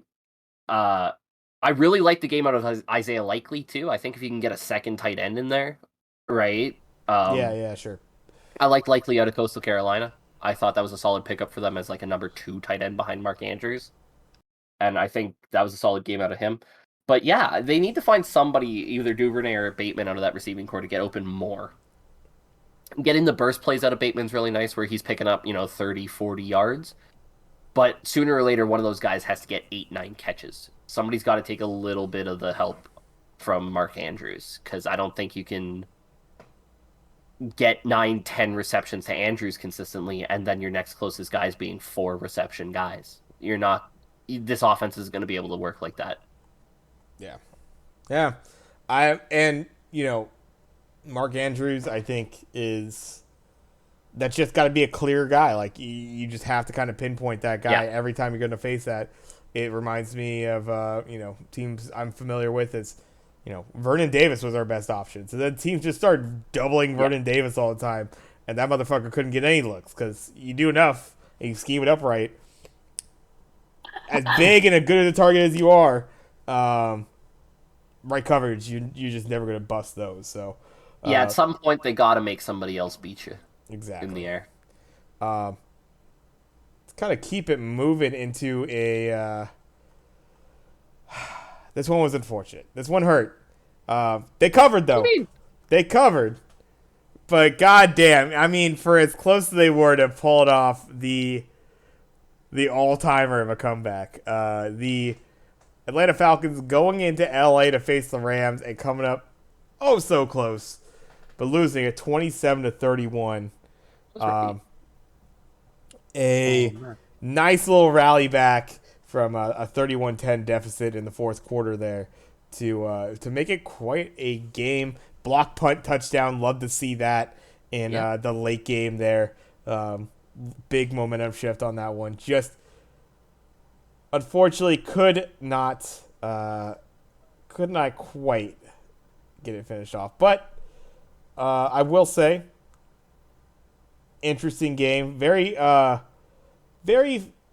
think you gotta like some things out of Drake London, right? In that one, for sure. I think that's one thing you take. I picked them up in fantasy. I think that's one thing you can take away as a Falcons supporter, that you're like, all right, hey, Drake got going. I take a little bit more out of that game than that. Okay. Um, Optimistic Falcons fan. Here we go. a little bit. Yeah. Mariota was rough early. He was very rough early in that game, but I think as the game went on, he kind of picked up the speed of it a little bit. Once again, Cordell Patterson continues to be solid, right? In a game where he didn't catch the ball once, right? 10 for 41, right? Again, it wasn't a volume game for him, but 4.1 per carry, you're going to take that more often than not.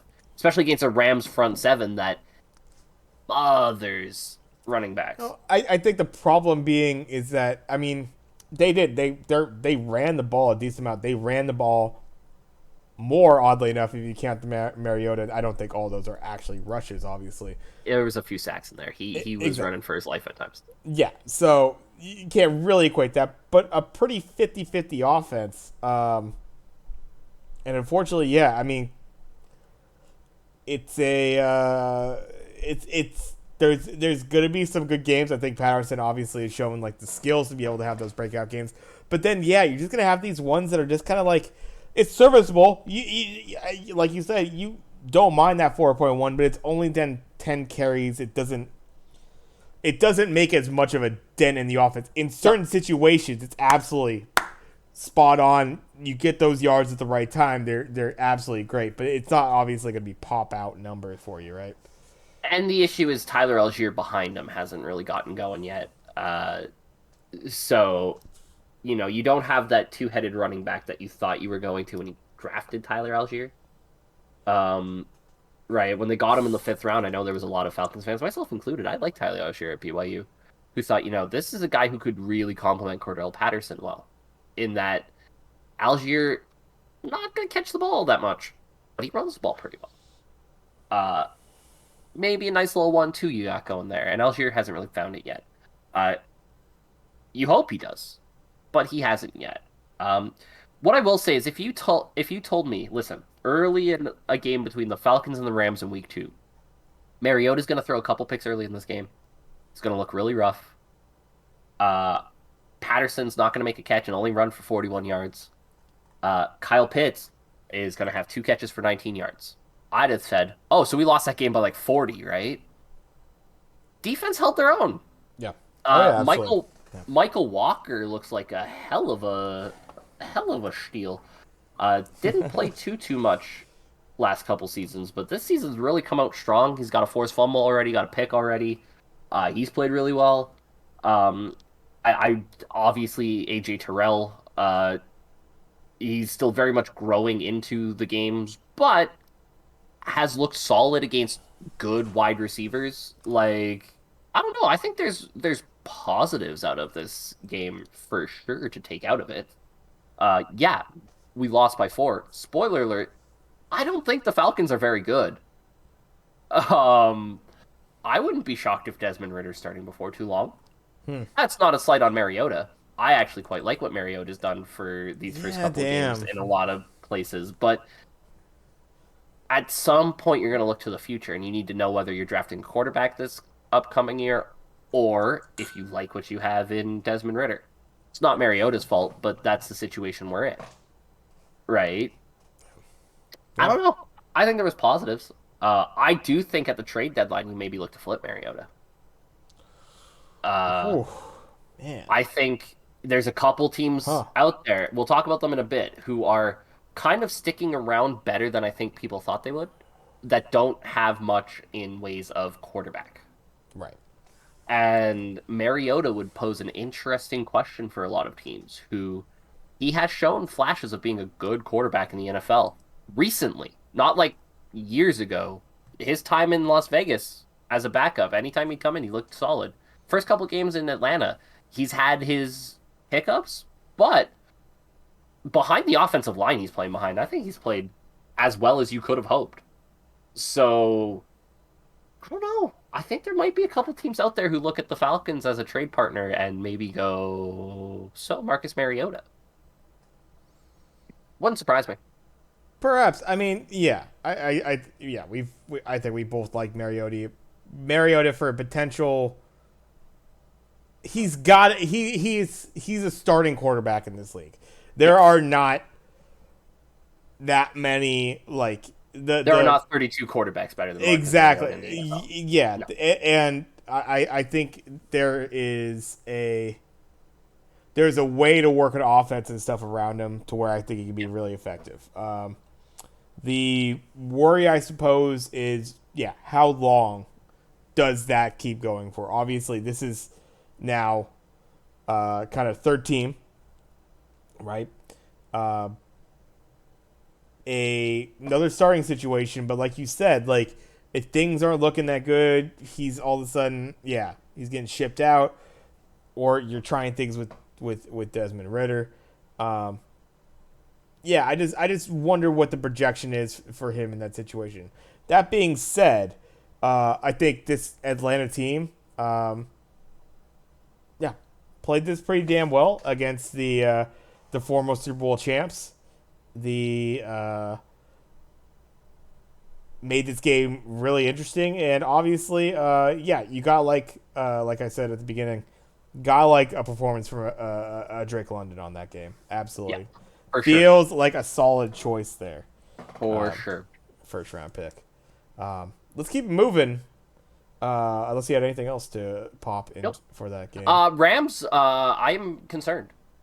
We'll see what they do this week. A little bit, I won't throw the panic button out there yet because they did end up winning the game. but they didn't look anywhere near winning that first game, No, and no, and they certainly have some concern vibes, I think, around them. That's all I'll yep, say. I'm not going to go too much into it, but there's reason for concern. yep. And let's go from homer game to homer game, as we A touch game that upon. went perfectly fine. Your starting quarterback, Jimmy Garoppolo, like he's been all year, leads you to victory, an impressive win over the Seahawks. Nothing else happened. We'll just pretend that that's what happened. Nothing else happened. Yeah. Um, I mean, So, a a not the way you expected this game to go. I think that I brought this up, and I've said this kind of as a.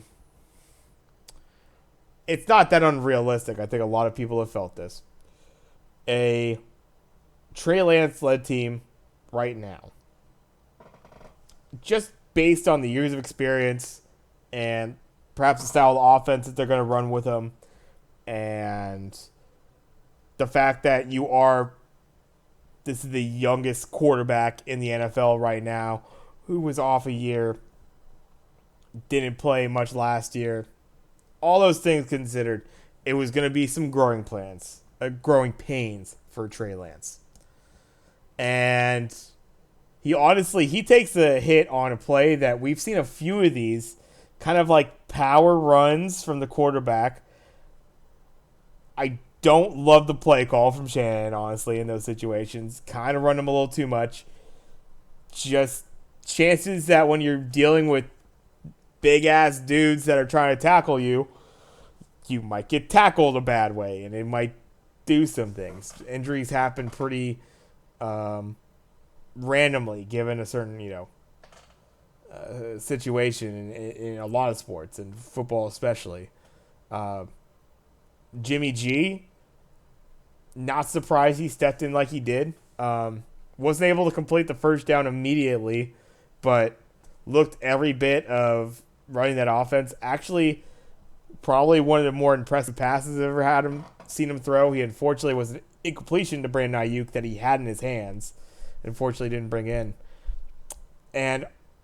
But more than that, this Niners team, I knew that Seattle didn't have too much, but outside of a blocked field goal return for a touchdown, they shut the Seattle Seahawks team out completely and looked pretty goddamn good on the other side of the ball doing it. So, are you happy as a Niners fan that Trey Lance is now out for the entire year? You're not going to be able to bill on him, and it's another year of Jimmy Garoppolo. Probably can't be thrilled to the, like, you don't want to see Trey Lance go down. That's your guy in the future. At the same time, you are in the best situation that any team could be in, as far as having to bring in your backup quarterback to now take over for the rest of the season over your starting quarterback. A San Francisco team that's got to be looking at winning a lot of games in this division, especially like how you brought up how the Rams are looking so far early this year. Yep. I know that was a lot right there. That was Niners fan Let's let it all out. Um, I just look at this and go, does having Jimmy Garoppolo in over Trey Lance change the Niners' outlook on the season in any way as far as their team goals? I don't think so. I still think this is a team that looks at themselves as a playoff team and a team that can maybe do some damage in the playoffs. I think that's what they thought with Trey Lance. Yeah. I think they still think that with Jimmy Garoppolo. Yeah. This is a team that was always based on strong defense, running the ball pretty well, right? That doesn't change with Jimmy Garoppolo behind center.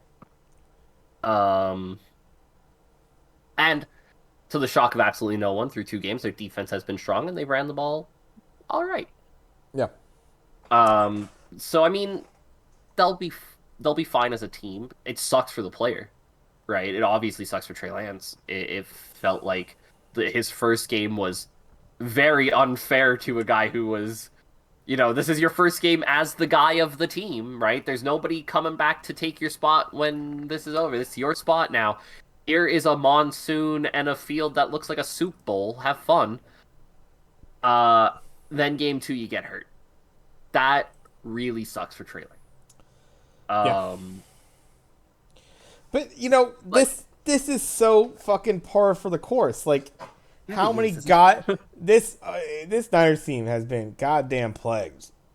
Being a quarterback for the Niners is a cursed spot. Well, quarterback, running back, fucking even George Kittle getting dinged up from time to time. Yeah. Luckily, he'll be back this next game. I mean, game fucking 1, Eli Mitchell going down. Yep. Like, give me a fucking break. Like, that happened last season. Game 1, starting running back, down. Yep. Now you have to rely on Eli Mitchell. Fucking 6th rounder that played his ass off. All right, Mitchell's the number 1. Eli Mitchell goes down. Game 1, sprained MCL, out for weeks. Like, can't catch a break, but next guy up. Jeff Wilson, he looked pretty good in the spots he needed to last year. Not always. Some mediocre games in there for sure. But some real pop out of the kid.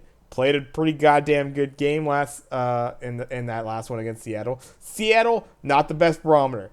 No. Will say, they picked up that early win. That was a great dub for them over Denver, surprising the shit out of Russ and them.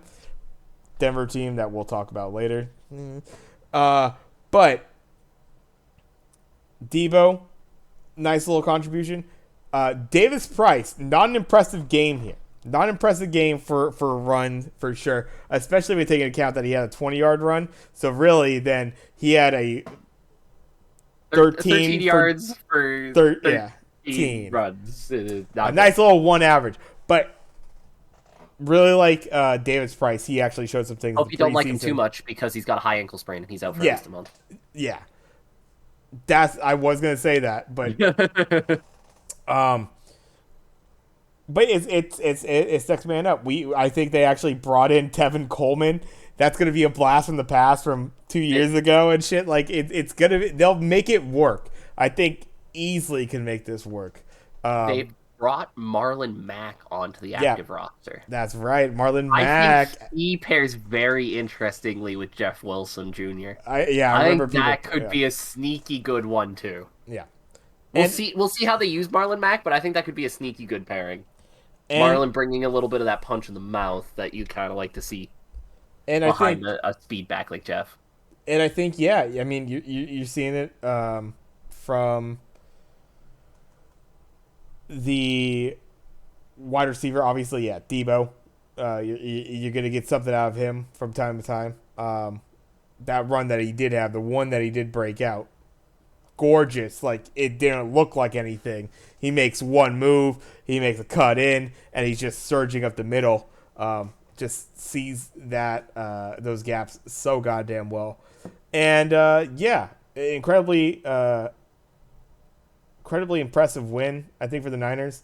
I think the one funny thing was, if you look kind of at Geno Smith's numbers in a vacuum, 24-30, 197, obviously not impressive yard standpoint. The one pick doesn't register that terrible, but it's just like they just let everything underneath and just eventually just stopped them.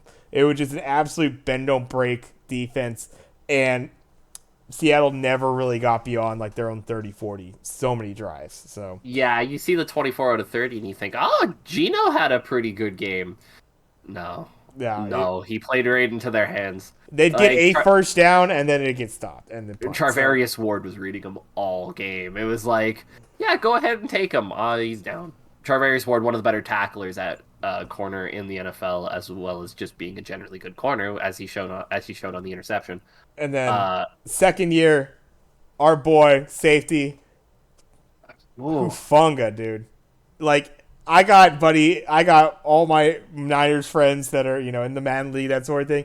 Everybody's talking about getting a Hufunga jersey, dude. Noah Every Hufanga, man. what a like I was saying, like this is the kind of attacking safety that will be so strong in these upcoming years. He has the ability to play some great coverage. He's had picks already this season. Had 2 pass deflections in this game. But has every ability to get in the backfield on the sweep runs, on the screens, and absolutely blow up plays. Did it in the past game. I don't know if we really got any of the really marquee ones that we saw out of some of the stops that he had against the Bears in week 1. But yeah, absolutely dangerous back there as well for this Niners defense. But Yeah, yeah, I mean, it's not always the best tool, but it's a tool I like to use to just compare people. Uh, Hufanga with that 90.7 PFF grade through the first 2 games. Like I said, it's not the best. There's some things obviously that PFF grades really well, and some things they sometimes struggle to grade. I get that, but whew, he's looked good out there, man. And you're right. Everybody kind of expected him to be a good run stopper, right? I think when he was coming out of USC, everybody kind of said the same thing as a safety. He hits pretty hard. He's a good run stopper, but he can't cover. He looks scary good in coverage, man. yeah, I don't know. yeah. He looks like a dude who just found a whole new level to his game this year. And we mentioned it. Somebody needs to step up for Jimmy Ward, right? You're losing a big time guy.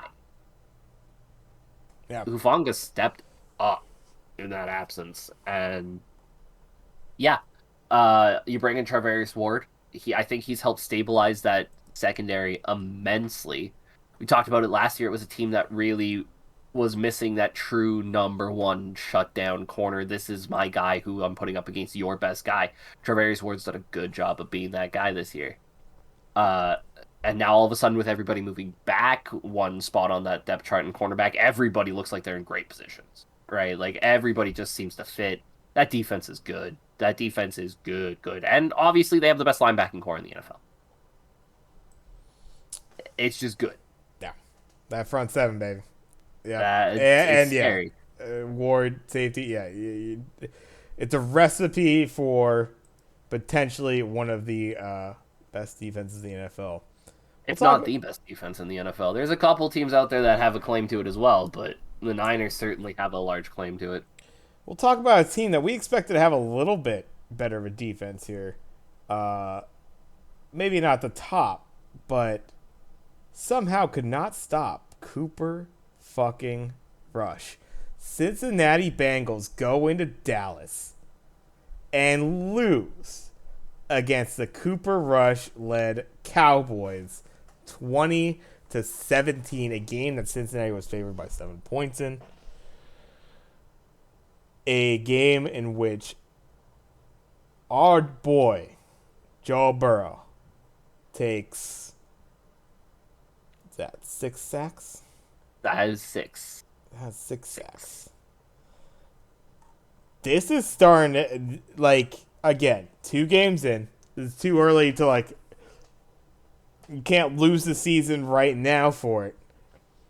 And we talked about the ability for a offensive line, as much as you can have individual pieces that are good. It needs to build as a unit. This is a team that's just starting to do that. The alarm's got to sound when you're losing to Cooper Rush and the fucking Dallas Cowboys right now. A team that was in shambles did not look good in week 1 at all. They are still coached by Mike McCarthy. Yes. Who still thinks Ezekiel Elliott is a better running back than Tony Pollard. Uh, I won't let this die, damn it. Give Tony Pollard the ball more. I mean, he got a tutty. Yeah, on 9 carries. Yeah. Yeah. Like, fuck. 4 catches. 9 carries, 4 catches. That still means he got the ball less than Ezekiel Elliott. But he had more impact. He had more yards. Exactly. Yeah, but it's just it by what, like 2? Yeah, like 2 touches. This doesn't need to be a 50-50 tandem. Ezekiel Elliott's just not that guy anymore. Let's dial back Zeke and Man. get some more of the Tony. Don't feed Zeke anymore. No, stop feeding Zeke. He looks well fed. So he I don't know if you saw kind of how this game went. What about bits and pieces. What about Joey Mix over there on the other side, though? Very, very mixed game from him as well. That line's falling apart at the seams right now. They spent a lot of money on it this offseason. I liked a lot of the moves they made. It still needs time to gel. They're not compatico. And kind of what I was saying about Najee Harris, and like, there's only so much the running back can do before, if they're busting the dam on every play. Well, there's only so much I can do. Joe Mix just looked like he had a game where it was like, God, there's only so much I can do with this ball. Yeah. He was trying, but that dam was bursting constantly on him. Yeah, and just like a strange offensive, like, it seemed like it all builds off that. Like, everything that they have built for, I would say, their 2 biggest receiving threats, Jamar Chase, Tyler Boyd. Higgins is there for sure, and he's the only one that really made an impact. But it was, you could just see, like, from the amount of yardage, the both, obviously Burrow not even getting 200 yards on 24 completions.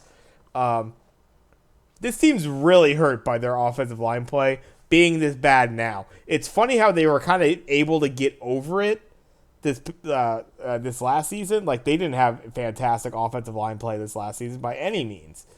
But I think they schemed it up in a way, or more or less maybe just were able to exploit some weaknesses that the defense were showing. Maybe they were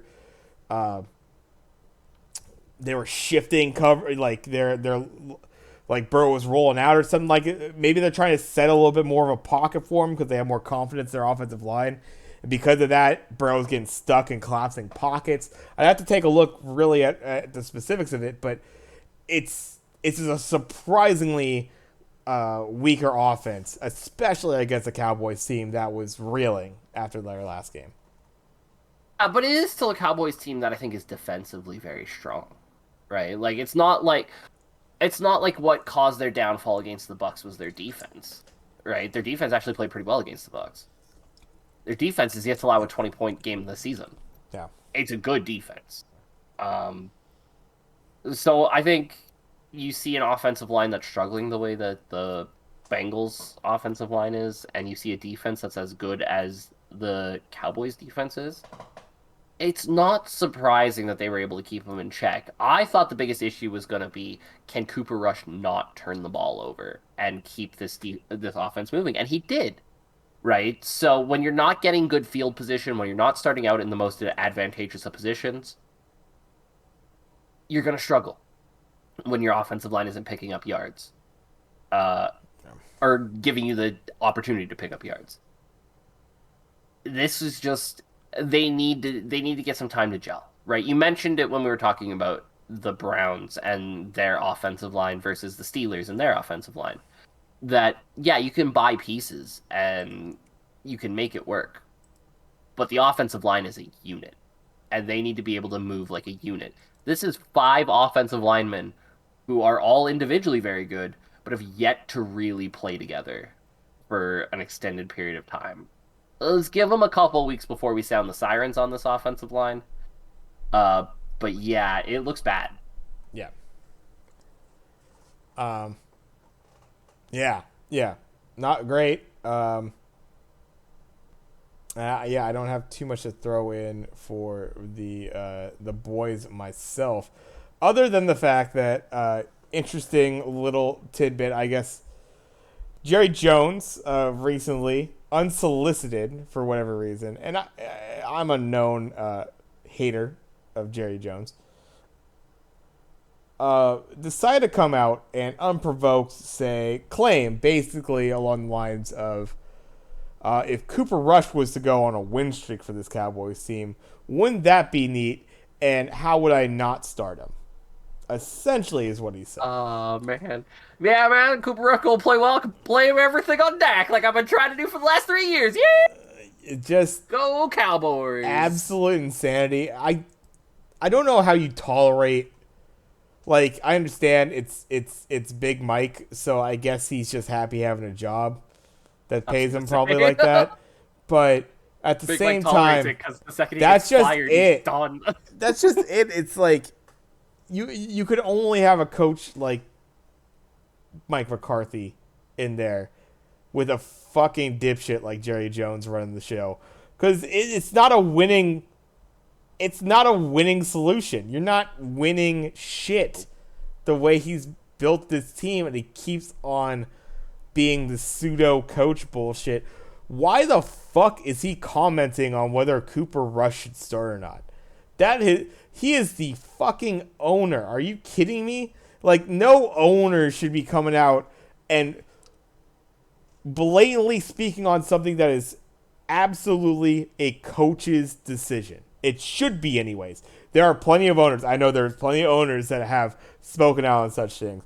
But you hired the coach, his staff, for a specific reason. That is to put out the best winning team that you can. They're the guys that are working with those guys out on the field that are actually playing the goddamn game. I don't care what the fuck your opinion is. Keep it to yourself. Of course, that's Jerry Jones we're talking about. He's never going to fucking do that. So. Yep. I can't add anything to that. You hit the nail on the head. Let's go to another shit show. In Texas, oddly enough. In another shit show that's not too far away in Colorado. The Houston Texans going into Denver, almost somehow, like, kind of having the potential to win this game against their way into a lead into the fourth quarter. Against the Denver fucking Broncos that look worse with Russell Wilson than they did with Teddy Bridgewater. Yeah. Drew Lock even, I think, at times played many better games than this. This isn't looking like a solid quarterback pickup. Again, new team, all that sort of thing. 2 games in, you can only overreact so much to it. But the Houston fucking Texans, granted, I think we both like Houston a little bit more than they showed last year. We like Davis Mills a little bit more than last year. This was a bad game. This is a bad game. But, like, no fucking way should this be a touchdown win for Denver, and it shouldn't be a 16-9. Like, if this was a touchdown win and it was like a 31-24, I'd almost be more accepting of it. Agreed, because that would mean that the Broncos' things were moving. Stellar defense had a below average game for them, and that you would expect that to kind of right the ship. 16-9 is not what you want to see out of this team. No, they looked bad on offense before. Because the Broncos' defense is good. Seeing them give up 9 points to a subpar offense is what you'd expect. Yeah. Seeing the Broncos' offense put up 16 points against what is honestly not the greatest defense in the world. They got some guys on that team, but it still needs some work. Yeah, not what you would hope for from Russell Wilson, especially in a game where they ran the ball pretty well. Javonte Williams, 15 for 75, 5.0 average. Melvin Gordon running the ball pretty well. Like, in a game where you run the ball pretty well to put up these kind of numbers is maybe even more concerning than the numbers themselves. If you win 16-9 and you couldn't run the ball to save your lives, that's okay. We can work on that. We knew the running game of the Broncos was going to be inconsistent. They ran the ball well. and they still couldn't move the ball through the air. Yeah. That's a problem because you just paid a bunch for Russell Wilson. Uh, the Broncos are 1-1 and look awful. You don't have a first round pick for the next 3 seasons. Better figure it out. Yeah. In an AFC West, that is no fucking joke. And you got to be scared, like, as much as they have kind of fumbled a game or two themselves. You got to say, a Las Vegas Raiders team that's 0-2 right now looks a hell of a lot better than this 1-1 Broncos team, in my opinion. We'll talk about the Raiders in a second and that loss. I have a lot of questions about the Raiders. Both these teams' questions, by the way, comes down a lot to coaching. Yeah. Both these teams, I think, have serious coaching question marks. Oh. The Niners right now, watching that shit show with their defense, licking their fucking chops. Oh, yeah. Oh, yeah. This will be an interesting one coming up on Sunday night, for sure. This is going to be, yeah. Honestly. Old nemesis, Russell, too, not looking so hot. We'll see what happens here. Broncos are 1-1. Yeah. We talked about this AFC West as being a real dogfight. We could potentially be talking about we traded away the first overall pick to get Russell Wilson because if this doesn't turn around fast, I don't know if this team can win 4 or 5 games. Playing like this, they should realistically be 0-2 by a long way. Yeah. Yeah. If you were playing any semblance of a competent offense that day, you would be 0-2. This team, right now, the way they're looking, do you see them winning 7 games? I certainly don't. They look like a 4-5 win team to me. Yeesh. Yeah. I mean, they could. It's I expect Russell Wilson to be able to pick this up a bit, but I don't think it will be to the level of success that you'd give up that much real estate for. I think this gets them maybe right over into wild card and that sort of thing, playoff contention, but like then you're probably a first round exit, in my opinion. And is that what you're giving up all that real estate for, as far as draft capital and stuff? Scary thing to me is they played 2 of the worst games on their schedule. Yeah, no, right? I'm expecting better things from this team. As much as I hope they don't find it right this next week against the Niners, you figure it out week 4 or 5 maybe. But it's not obviously to any kind of like Tom Brady level or anything like that, but I think that's a guy that's shown a little too much talent. He was on a bad team last year, and so it was a little bit of an anomaly in that situation, literally running for his life. I figure he has more in Denver here all together as a team. I would hope they would have a bit more fight in them than what they showed in these first 2 games. The Broncos' last 6 games of the season: Ravens, Chiefs, Cardinals, Rams, Chiefs, Chargers. Cardinals might be a layup. Maybe, but outside of that, that's a very realistic 1-5 stretch. Very realistic. Yeah. Even if you kind of find the form that you could have, that could still go 1-5. Yeah.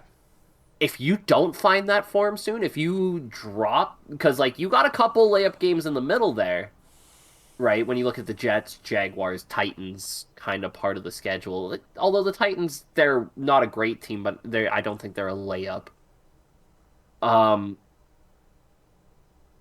If you don't get that figured out by that point, and you're, say meandering at 3-5, this thing goes downhill quick.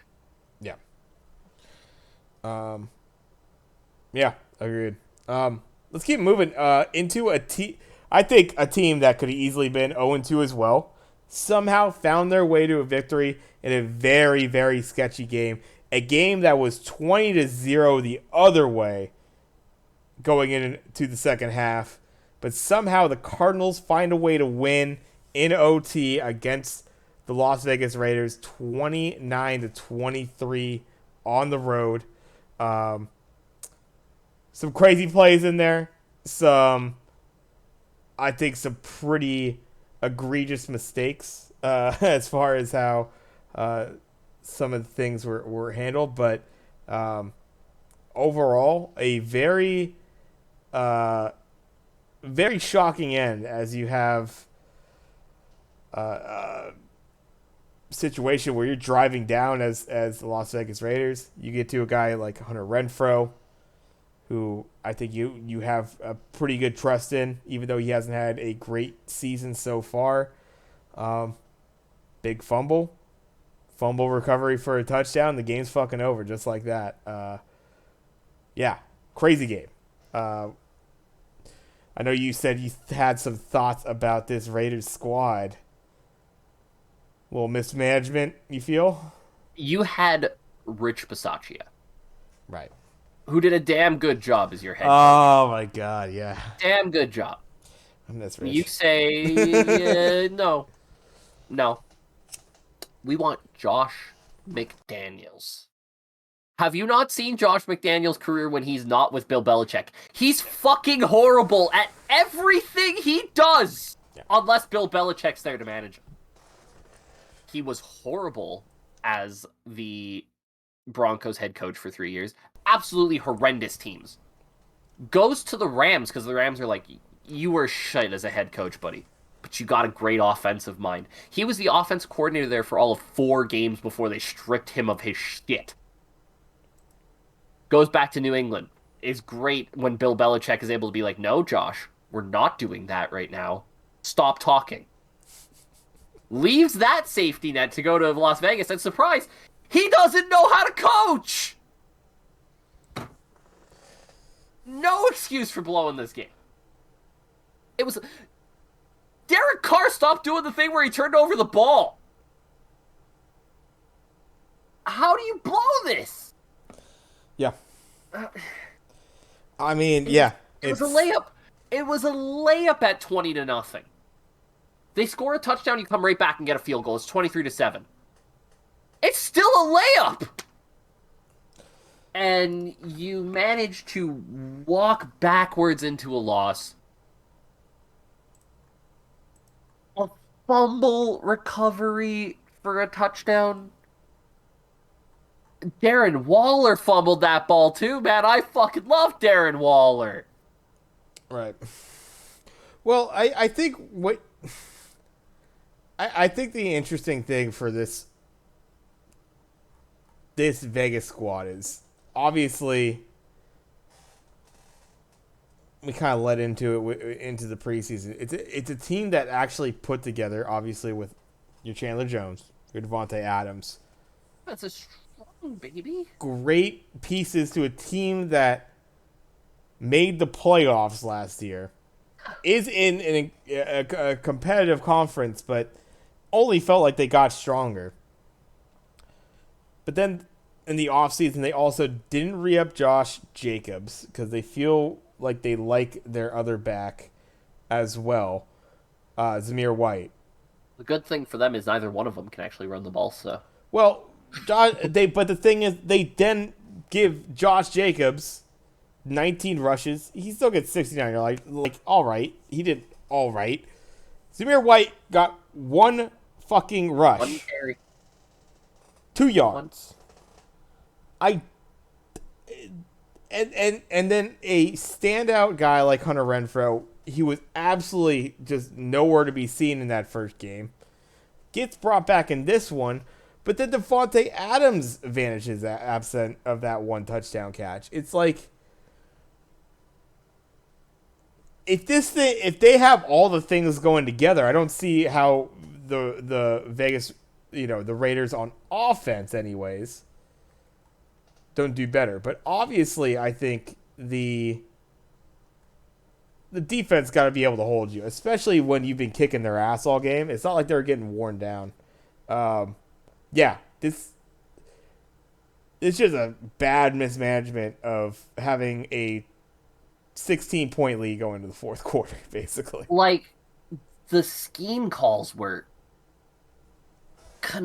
confounding. How does Davante Adams get the ball twice? Yeah. Yeah. You are up 23-7. You know what your main offense should be on third and anything more than 5 or 6? Davante, run a 6-yard hook. One of the best route runners in the game, can shake guys like nobody's business. Pretty big frame. Hook back at the first down line. We'll hit you with the ball. It'll kill clock, and we'll get the first down every time. Yeah. It's so unbelievable how bad Josh McDaniels is at coaching. It's a borderline talent to be this bad at coaching the game of football. He's going to get fired in like 4 weeks, and the Patriots are going to hire him back again to be their offensive coordinator because Matt Patricia doesn't know what the fuck to do. He'll look great, and then somebody else is going to be a sucker again. Yeah. Yeah. But my God. Rich Bisaccia did everything right. Yeah. How do you downgrade this badly? I maybe the stigma. Brian Flores was right there. I think, just the stigma of a guy that hadn't done it before, and I think also, and I wonder how much he really wants to be a head coach, because it's a completely different role as far as being a coordinator. It's great. He was great. We love him, that sort of thing. But it's like it's the case across the board in any business, really. But in football, it's really specific to, like, there's your position coaches up to your coordinators, and then your head coach. And there's guys that just really have found their home. Your Tom Sulas, that all of a sudden get brought in as a fucking head coach, and it's like, that's the last fucking thing that they should be doing. They are great at, I want to run fucking linebackers, or I want to run special teams like Rich Bisaccia. Green Bay special teams, by the way, does look so much better now that Rich is back there. Exactamundo, and I mean that just might be some people's makeup. They will take on the role when it's needed, because they're potentially the best to do it, and they could rally the troops, that sort of thing. But if it's not something they really have the desire to do, and head coaching is a pain in the fucking ass, it's not as much coaching as head coaching would imply, as far as the title is concerned. Yeah, maybe it just didn't work out like that for him. Maybe, but like, to your point, maybe they just made the incredibly bad call of just going with a former head coach and, like, letting him go, and it just made the worst coaching misstep too. There's absolutely the possibility of that. I will give you the Rich Bisaccia thing, considering the fact that Bisaccia ended up as a special teams coordinator somewhere else. Yeah, I'll give you that. Josh McDaniels is helping Brian Flores' racial discrimination case so much. So much. Brian Flores' whole racial discrimination case needs to be, Nate Hackett and Josh McDaniels got hired before me. Take your money. You have proven your case. I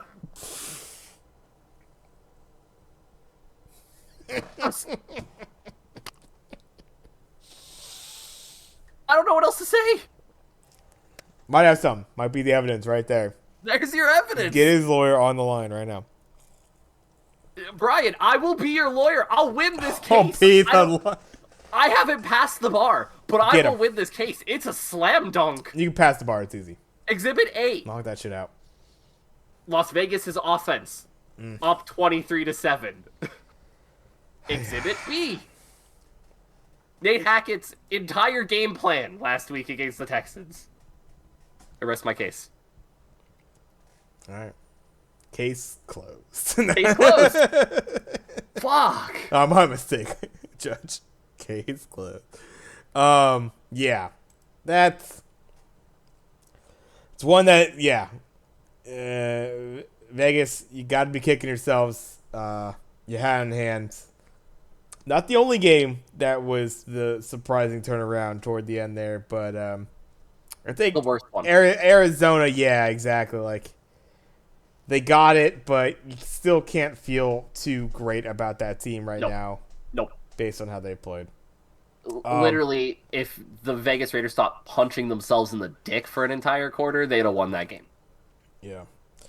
Right? Uh, It's not a situation where Kyler Murray went off or, you know, they all of a sudden found an amazing running game. Although Darrell Williams had a pretty efficient game. yeah. Uh, the Raiders just managed to screw everything up to colossal proportions. Yeah. Let's go to a couple running games that were pretty goddamn impressive, but one passing game that might be one of the worst I've ever seen, and they weren't in a fucking torrential downpour like they were last week. Chicago Bears going into Green Bay against the division rival. Not looking competitive really outside of the first quarter. And the running games, though, from both, can't say enough about them. David Montgomery for the Bears being your bright spot on offense. Aaron Jones and A.J. Dillon looking every nice of a 1-2 as they were last year. And Sammy Watkins having a nice little blast from the past a little bit there, having a decent game. As the Packers take a pretty easy one, I think, against the Bears there. AJ Dillon, that stat line's not going to get a ton of love because of the 3.4 average. AJ Dillon does all the fucking hard work for that Bears running game.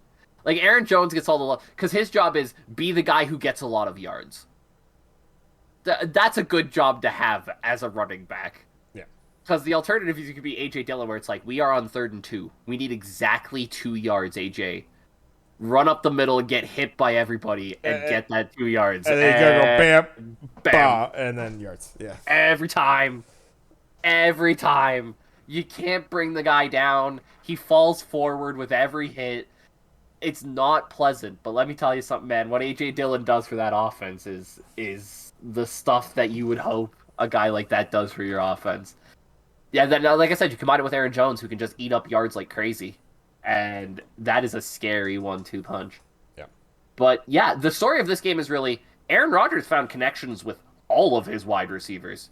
We were talking about that wide receiver core in the first game being like, he needs to find a connection with somebody. He just decided to find a connection with everybody. Sammy Watkins looking decent, Randall Cobb getting a couple catches, Christian Watson not getting the yards, but when he was targeted, he caught the ball. Yeah, and then on the other side, the other guys just don't get targeted because there's only 11 attempts from the other side. 11 attempts. Listen, I played fucking conservatives held Madden games where I've had more than 11 I attempts played from my 5-minute quarter Madden games where I've thrown more than that. It's insane. I understand you only want to go so far, but when you're play calling only for 11 attempts, it just they never ever got anything going on offense. You never got traction. I think they had just 3 and outs just constantly through that first half.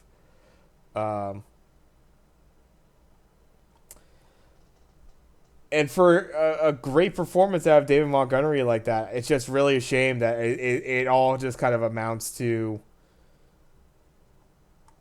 nothing for the most part. Like, it'll be nice. It'll help those stats out by the end of the season. But, yeah, I mean, but who are you going to throw to? You have Cole Kmet. 1 target. He's a damn good friggin' tight end. One of your 11. St. Brown is fine. Yeah. I suppose. But okay. This is... They like Darnell Mooney. Yeah. They like him. But yeah, I mean, it's just Hey, Darnell Mooney was damn good at Tulane, and you will show him the respect he deserves. it's probably a lot to do with play calling, and I'd have to look like really specifically at it. But I can't imagine. I mean, a 7 of 11 for 70 yards. This few targets, like this is a scheme that keeps everything in. They're running the ball, and the running could work for a time, but you gotta trust your quarterback to be able to get the ball downfield. Simple as that. It's Yeah, and you gotta get that ball down the field and make them not.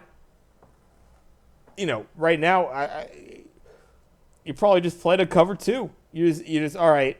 They'll run the ball and they'll get some first downs, but eventually we'll stop them on first for minimal gain. Maybe they pass on second and they get something minimal that we check right at the line. All of a sudden you're in a third down situation and you're just stopping those left and right. It's real fucking easy. Just that bend don't break, and that's what they were probably getting all fucking night in this one. It looks like.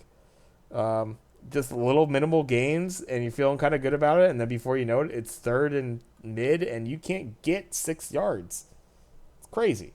yeah, I'm not gonna lie. I watched the highlights for the second half of this game. I watched the first half and went, I've seen enough, thanks, and went to bed because I had to be up early the next morning.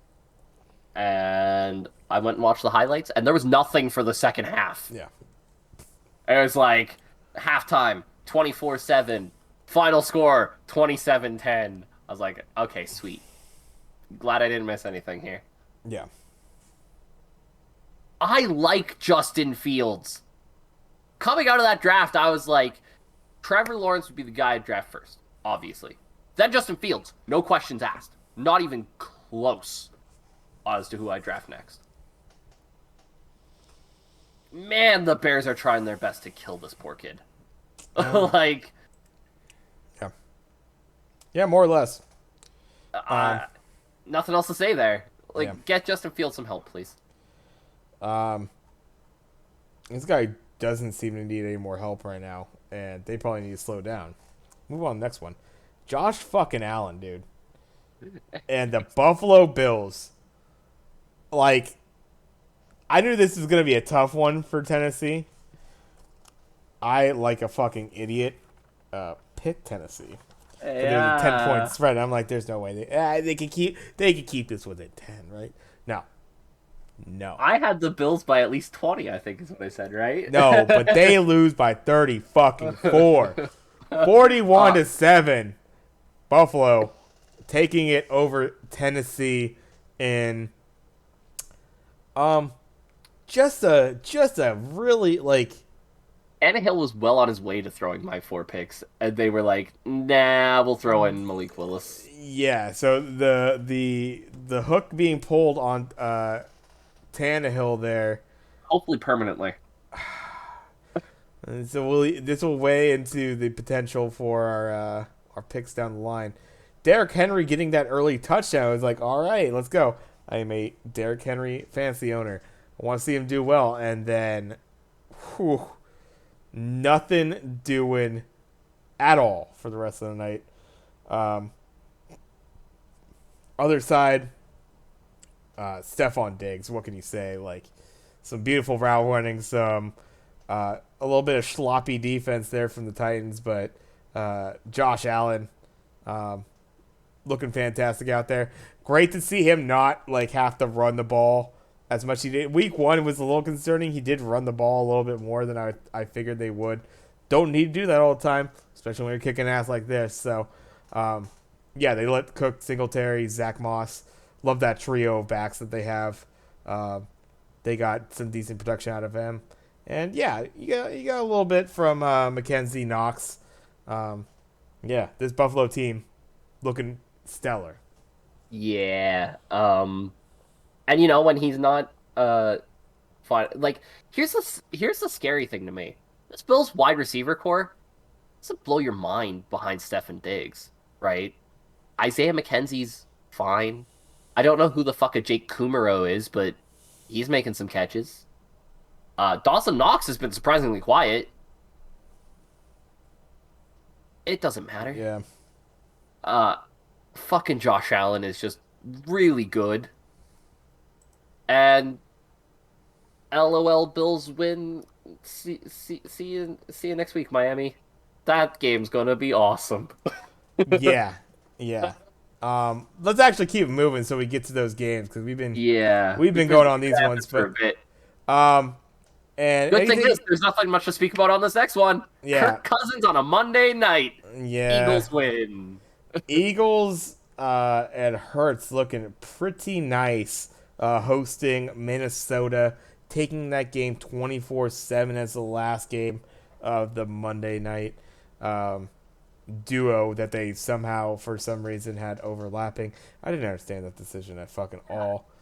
I don't know how you never have games overlap during regular game. Why the hell you do it on a Monday night? Who knows what the fuck decision that was?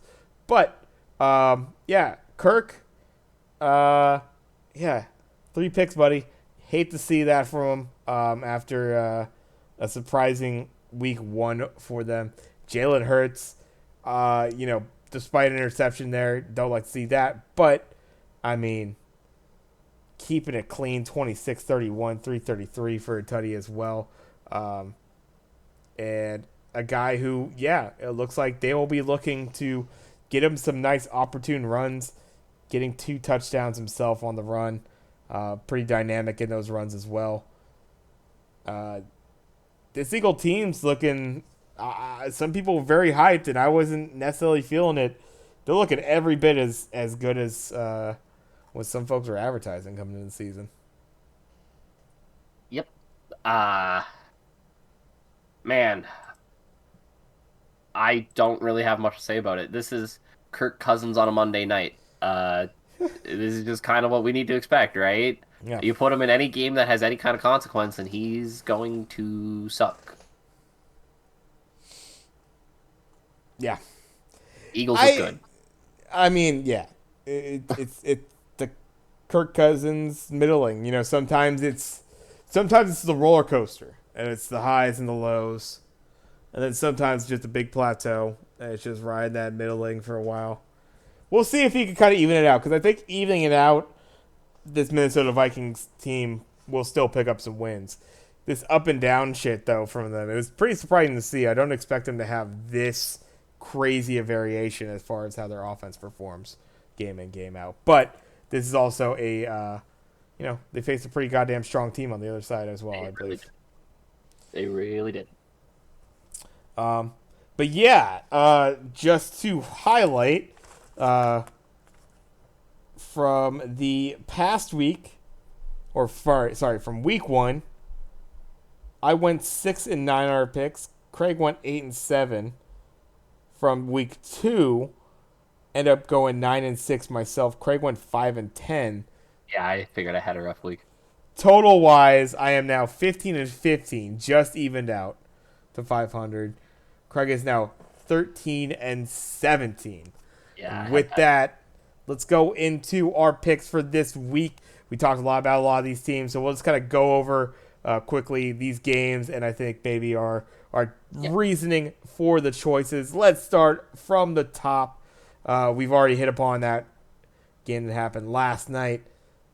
Won't be picking on that, obviously, but then we go into this could be a very rough one as far as offense is concerned. I'm not too sure. This was a tough one to pick, honestly. Houston going into Chicago. Face off against the Bears.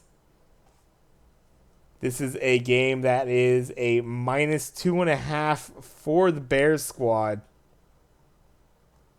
Who do you got? I got the Texans. I like Houston in this one. The Bears have attempted 24 less passes than any other team in the NFL. Um, they stink. They're Yeah. bad. I think the Texans are not great, but they have been competitive in both of their games, and I think they will continue to show that their defense is actually pretty decent and win an ugly, pointless game. Yeah. Um, Yeah, both these teams have been on the low side as far as their scores are concerned. Actually tied for 26 each as far as points per game. Um, Both on the good side, on the better half, though, of the points against per game as well. So the defense is at least keeping it kind of within the realm of closeness there. Kind of polar opposites. You're talking about a terrible passing offense, um, but a good rushing offense from Chicago. You have kind of a middling one from the Texans, but clearly a better passing defense, it seems, at least that's how it's been drawn. That might be just more fortunate as far as schemes were concerned, but the Bears actually playing a pretty decent passing offense as far as yards are concerned. I like the Houston Texans as well. I think Davis Mills is going to have a little bit of a bounce back. We're talking about Davis Mills here. Won't be crazy stacked, but I think this Houston team has the ability to pick up a win against the Chicago Bears team, which we got to see more from that offense. Even though Houston has a terrible run defense right now, I have a hard time believing that David Montgomery is going to have kind of a breakout game like he did. I would say the one way they maybe take advantage is if Houston's not ready for a little bit of the quarterback running. If Justin Fields is able to get out there on some bootlegs, some little trickeration there, they buy a little too much into some interior run game. I could see Chicago maybe taking advantage of that and being able to get outside the pocket. Perhaps. I still don't think it'll be enough. We'll keep it moving. Las Vegas going into Tennessee.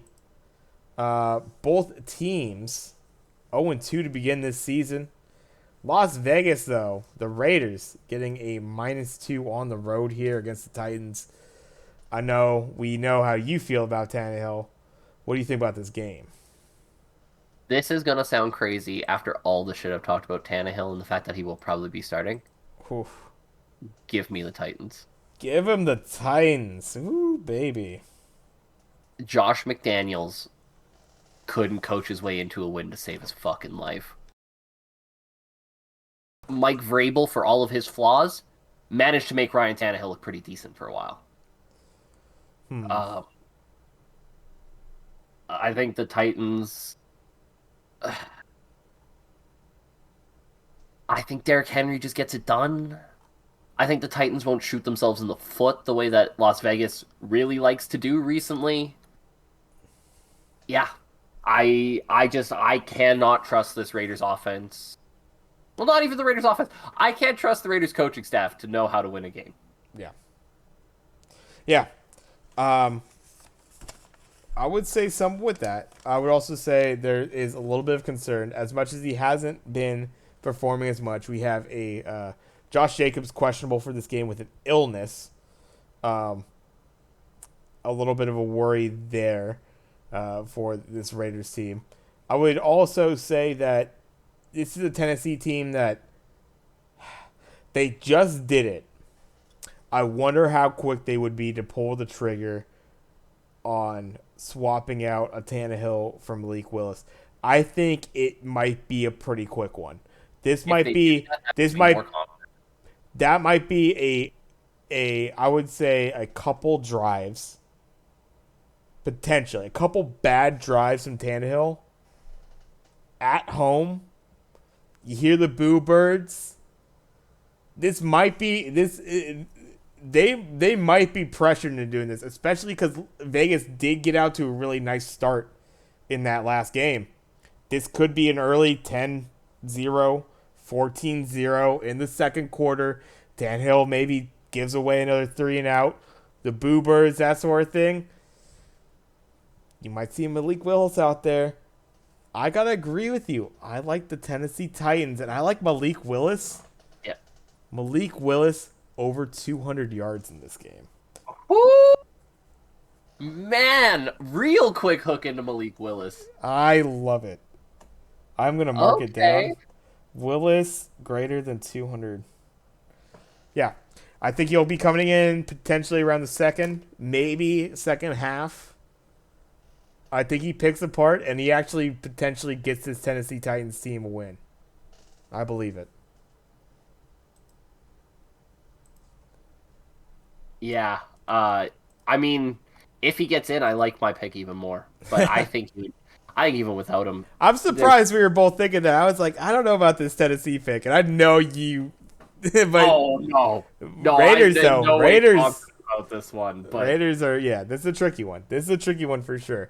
Let's go to another one that's a little bit of a tricky one. It's a little bit because of the line, a little bit because I'm still like I don't know. I'm holding out a little bit hope from the early part of the season. Kansas City Chiefs on the road into Indianapolis. Kansas City getting 5.5 on the road, a plus 5.5 for Indy. okay, I feel like we hate this line for different reasons. Okay, This line scares the crap out of me. There's a right. reason for it. The Chiefs are the better team.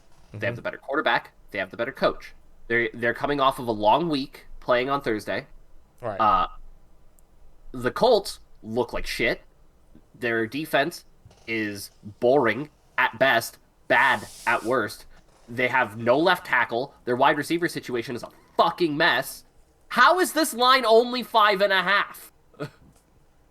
True. I feel like this line should be like 10. I, I'm Maybe they taking the really, maybe they but I'm really like worried Pittman Vegas knows Jr. something I don't. I'm worried Vegas is out there like, yo, wait till they find out that Patrick Mahomes isn't gonna play. I think they really like Harrison Butker. I think that's a huge one. You don't have that kicker for the Chiefs, so you're worried about that. No, seriously. Yeah. Safety kicker in and they'll win this by Yeah, 5.5. but no, in honesty, yeah. I mean, nothing that KC has shown you early in the season makes you think that they shouldn't win this game by a touchdown. At That's least. all you're really asking for.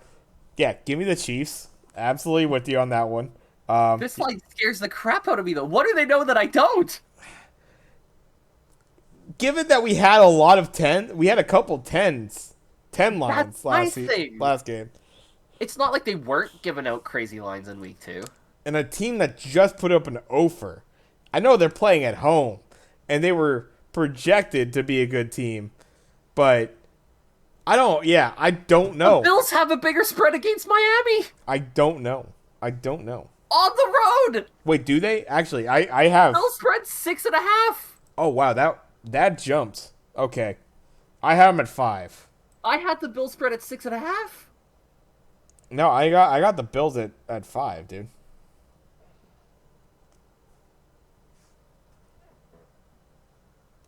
Let's just go right into that game. Yeah, let's, because I gotta check this out. Yeah, I got the Buffalo Bills going into Miami. 2-0 AFC East teams. Buffalo getting -5 on the road, as I'm seeing it.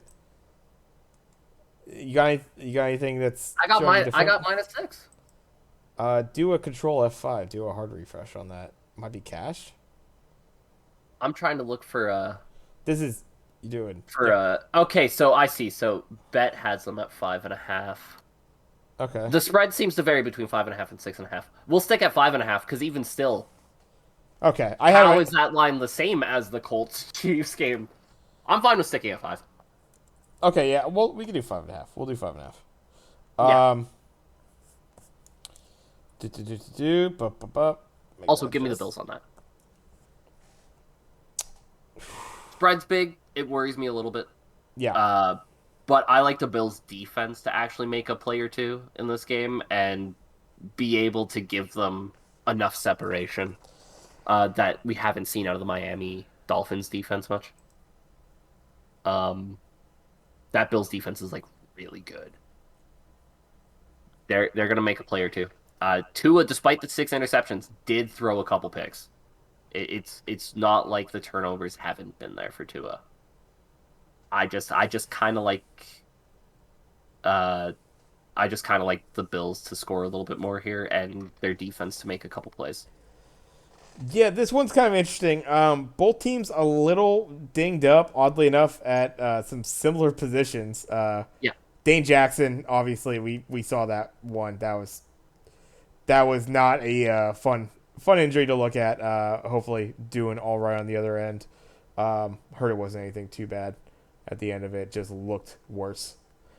Dawson Knox questionable in this one with a foot injury. Looks like Raekwon Davis on the Dolphins, along with Jordan Phillips on the Bills. A couple of D tackles out for each team.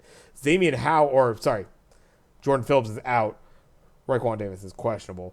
Xavier Howard also questionable for the Dolphins with a groin injury. These teams, though, obviously, kind of the some of the most dynamic offensive performances that we've seen these first 2 weeks. This Miami team, I mean, this is some homerism for sure that's passed down. Because I really believe in Mike Daniels as a coach. He's a weird motherfucker, and he gives some quirky ass interviews and that sort of thing. Hearing him talk about the game of football and how he breaks down certain things and how he works with players, like, even though he doesn't have so much direct interaction with players as much as like position coaches and that sort of thing, I think he has something about him to where he could really do some things with this team. I really like them. At home, 5.5. I think that's just enough of a line right here. I think Miami keeps this at least close, if not win outright. I actually like them to win outright. Give me Miami. Can't blame you for that one. Definitely missing Dane Jackson and Micah Hyde is going to hurt a lot. Right. Yeah, Micah Hyde. Absolutely.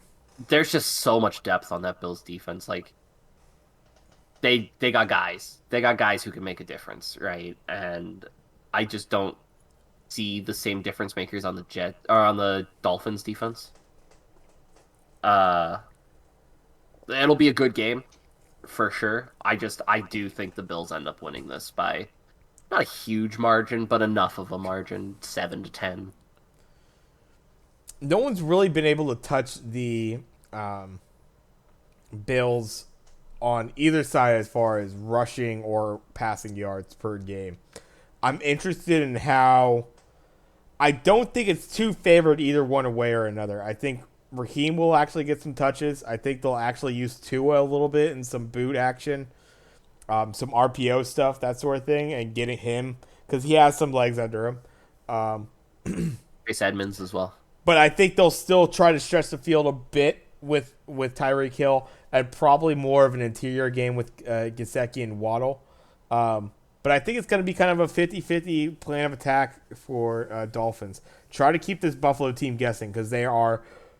If you're predictable, I don't think you have much of a chance against this Buffalo defense. No. It feels like. No. So if they could keep their offense, they can't do what they did against Baltimore. Keep the offense ambiguous. If they could keep that going, I really like them.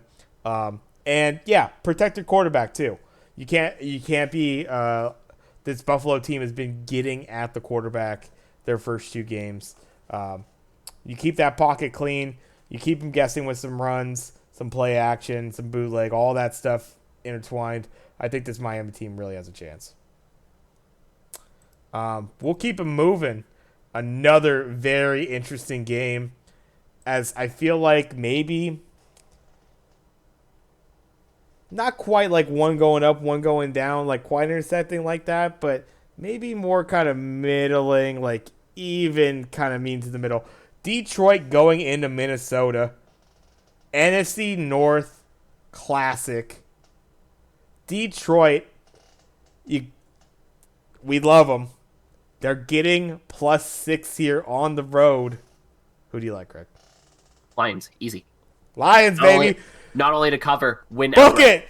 Lions to win outright. I love it. I am with you on it.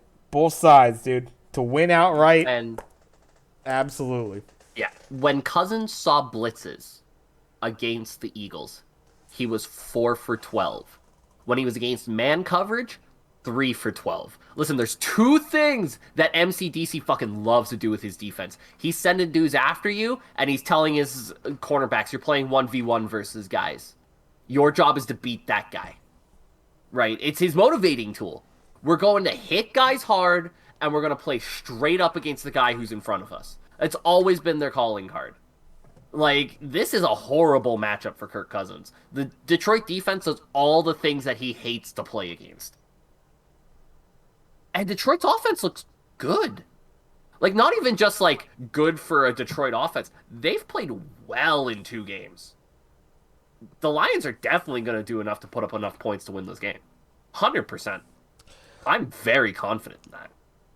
Yeah, I'm interested in what kind of defensive definitely a defensive game from both sides. I think in general this Minnesota team this though just the way they looked week 1, you got to like a lot of what they were showing obviously against Green Bay, but again, it's like it's that anomaly, those week 1 anomalies. Way they really had nothing for Philly. And obviously, Jalen Hurts, Jared Goff, you probably couldn't talk about two different kind of quarterbacks. Nope. But yeah, I like me some DeAndre Swift. I like me some St. Brown some St. Brown. And yeah, I like this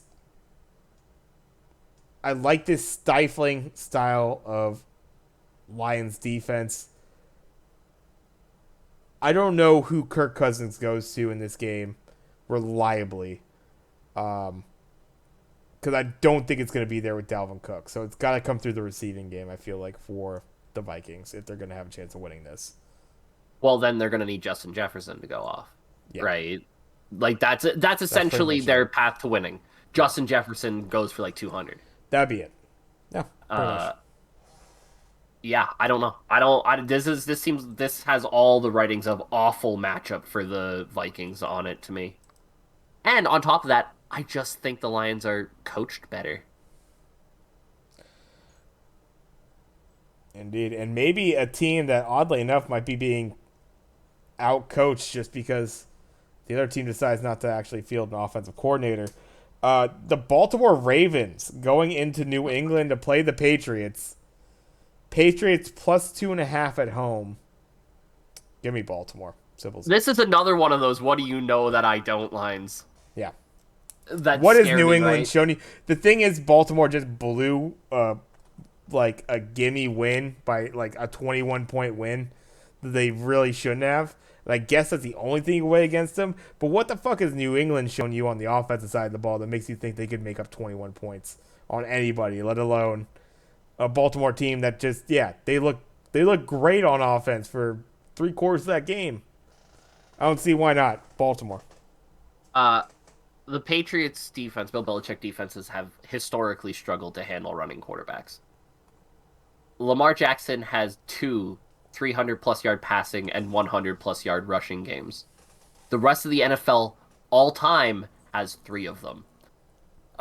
Like, it's Jeez. just, it's a terrible matchup for Belichick defenses to begin with because his kind of disciplined uh, blitz in common blitz situations, man coverage, play guys straight up philosophy doesn't adapt well to a quarterback who runs on them, right? Your linebackers are usually playing heads up with running backs.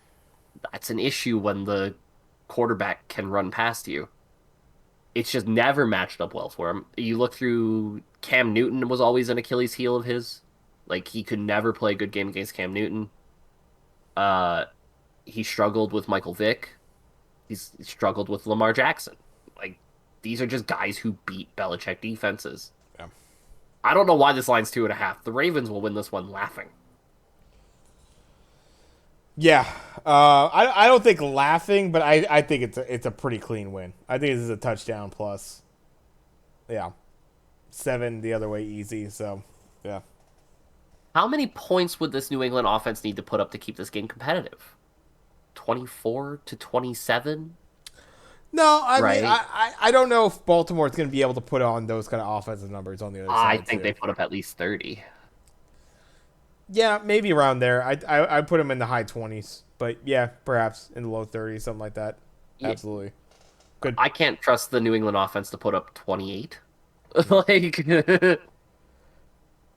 Well, who do you have more trust in? The New England offense for 28 or the Cincinnati Bengals offensive line to give up less than 5 sacks?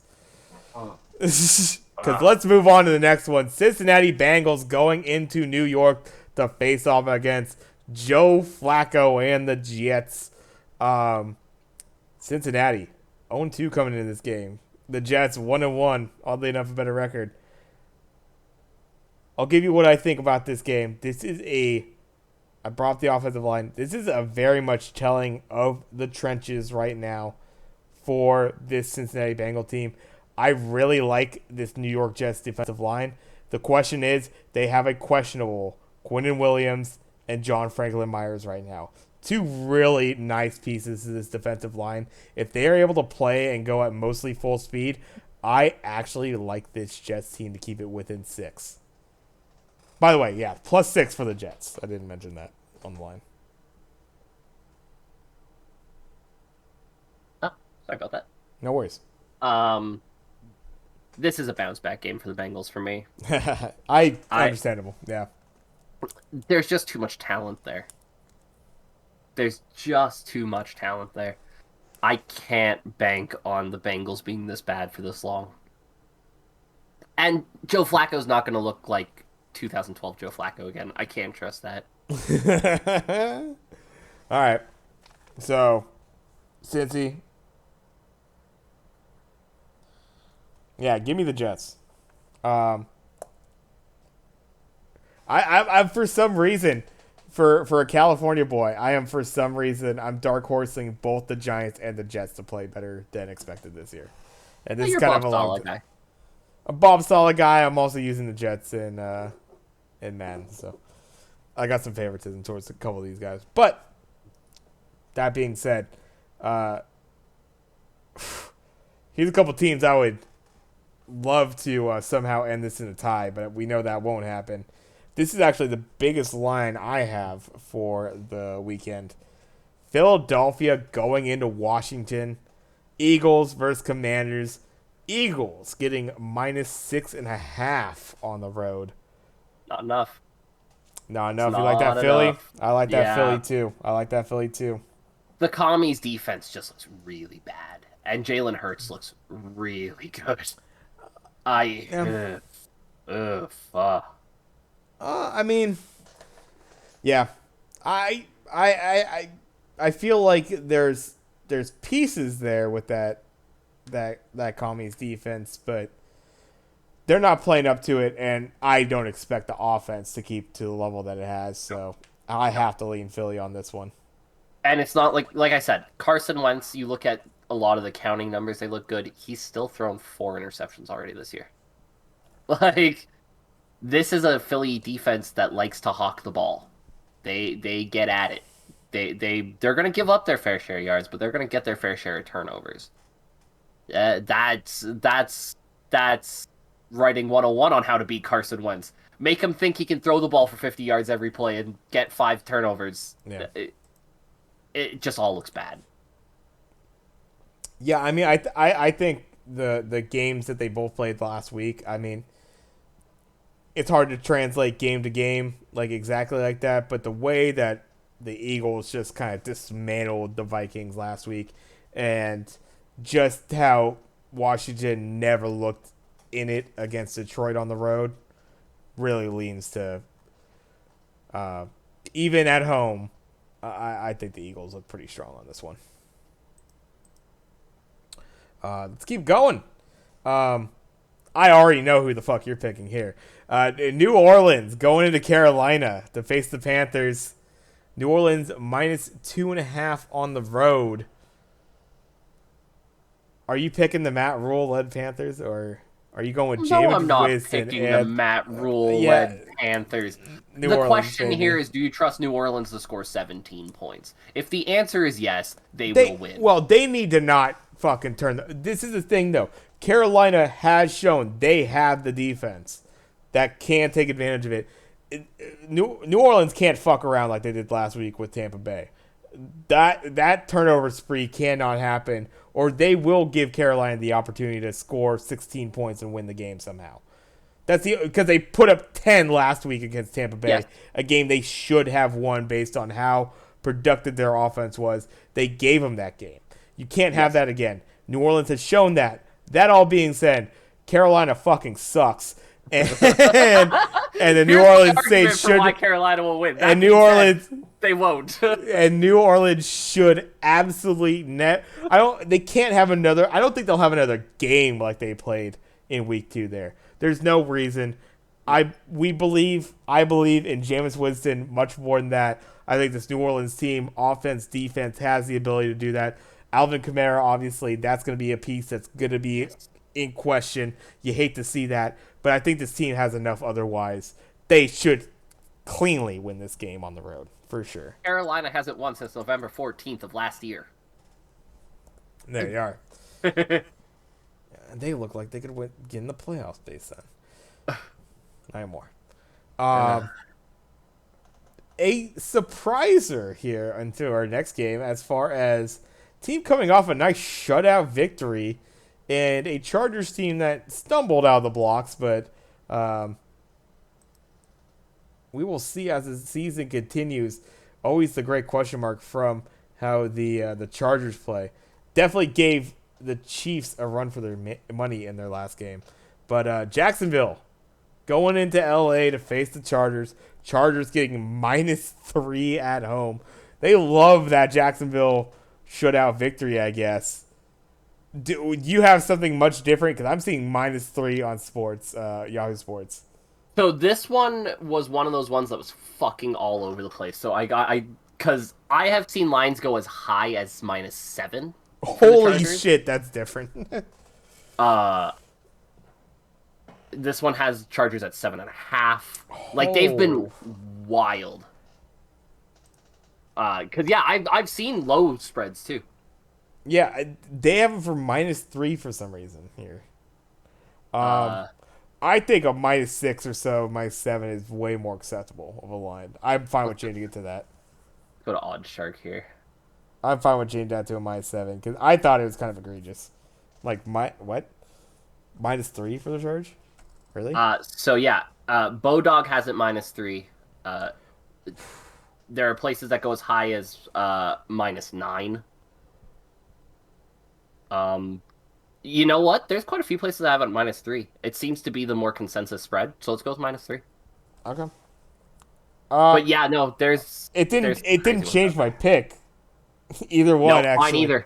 Mine either. Chargers. I'll be honest with you. The -9 wouldn't have changed my pick. That's Listen, a big spread. until the Jaguars do it against somebody other than the Colts, I won't buy it. Yeah, agreed. Yeah, I feel like Chargers this team should start getting the rhythm. I do worry about Herbert coming off. He's dinged up. I believe Keenan Allen's dinged up. So you got some injuries on this team. I guess that's also another thing for concern. That might keep this a little bit closer. Okay, so hold on, because the latest update on this is that Chase Daniel has taken first-team reps all week, and that they are weighing the risk and reward versus playing him against the Jags, which to me sounds like a whole bunch of Chase Daniel starting this game. With that being said, at -3, I'm still taking the Chargers. Yeah, I would take the Chase Daniel-led Chargers. Yeah, I will take the Chase Daniel-led Chargers. There's just too many weapons on that offense. Chase Daniel will be able to do enough if Herbert can't go. Easton Stick is the only other quarterback they have, so if he struggles... baby, Easton Stick. Let's go, the legend. God damn. Shout out Eastern Washington University. Yes, I've been made aware of Eastern Stick in past Madden seasons. We actually had someone who literally built. No, Easton Stick was North Dakota State. He was quarterback U. There we go. That's right. He was quarterback U. Yeah, recognize the name very well. But yeah, I still like the Chargers. I still like the Chargers there. Yeah, too much Jacksonville. Exactly. What the Jacksonville. Yeah. Precisely. I get it.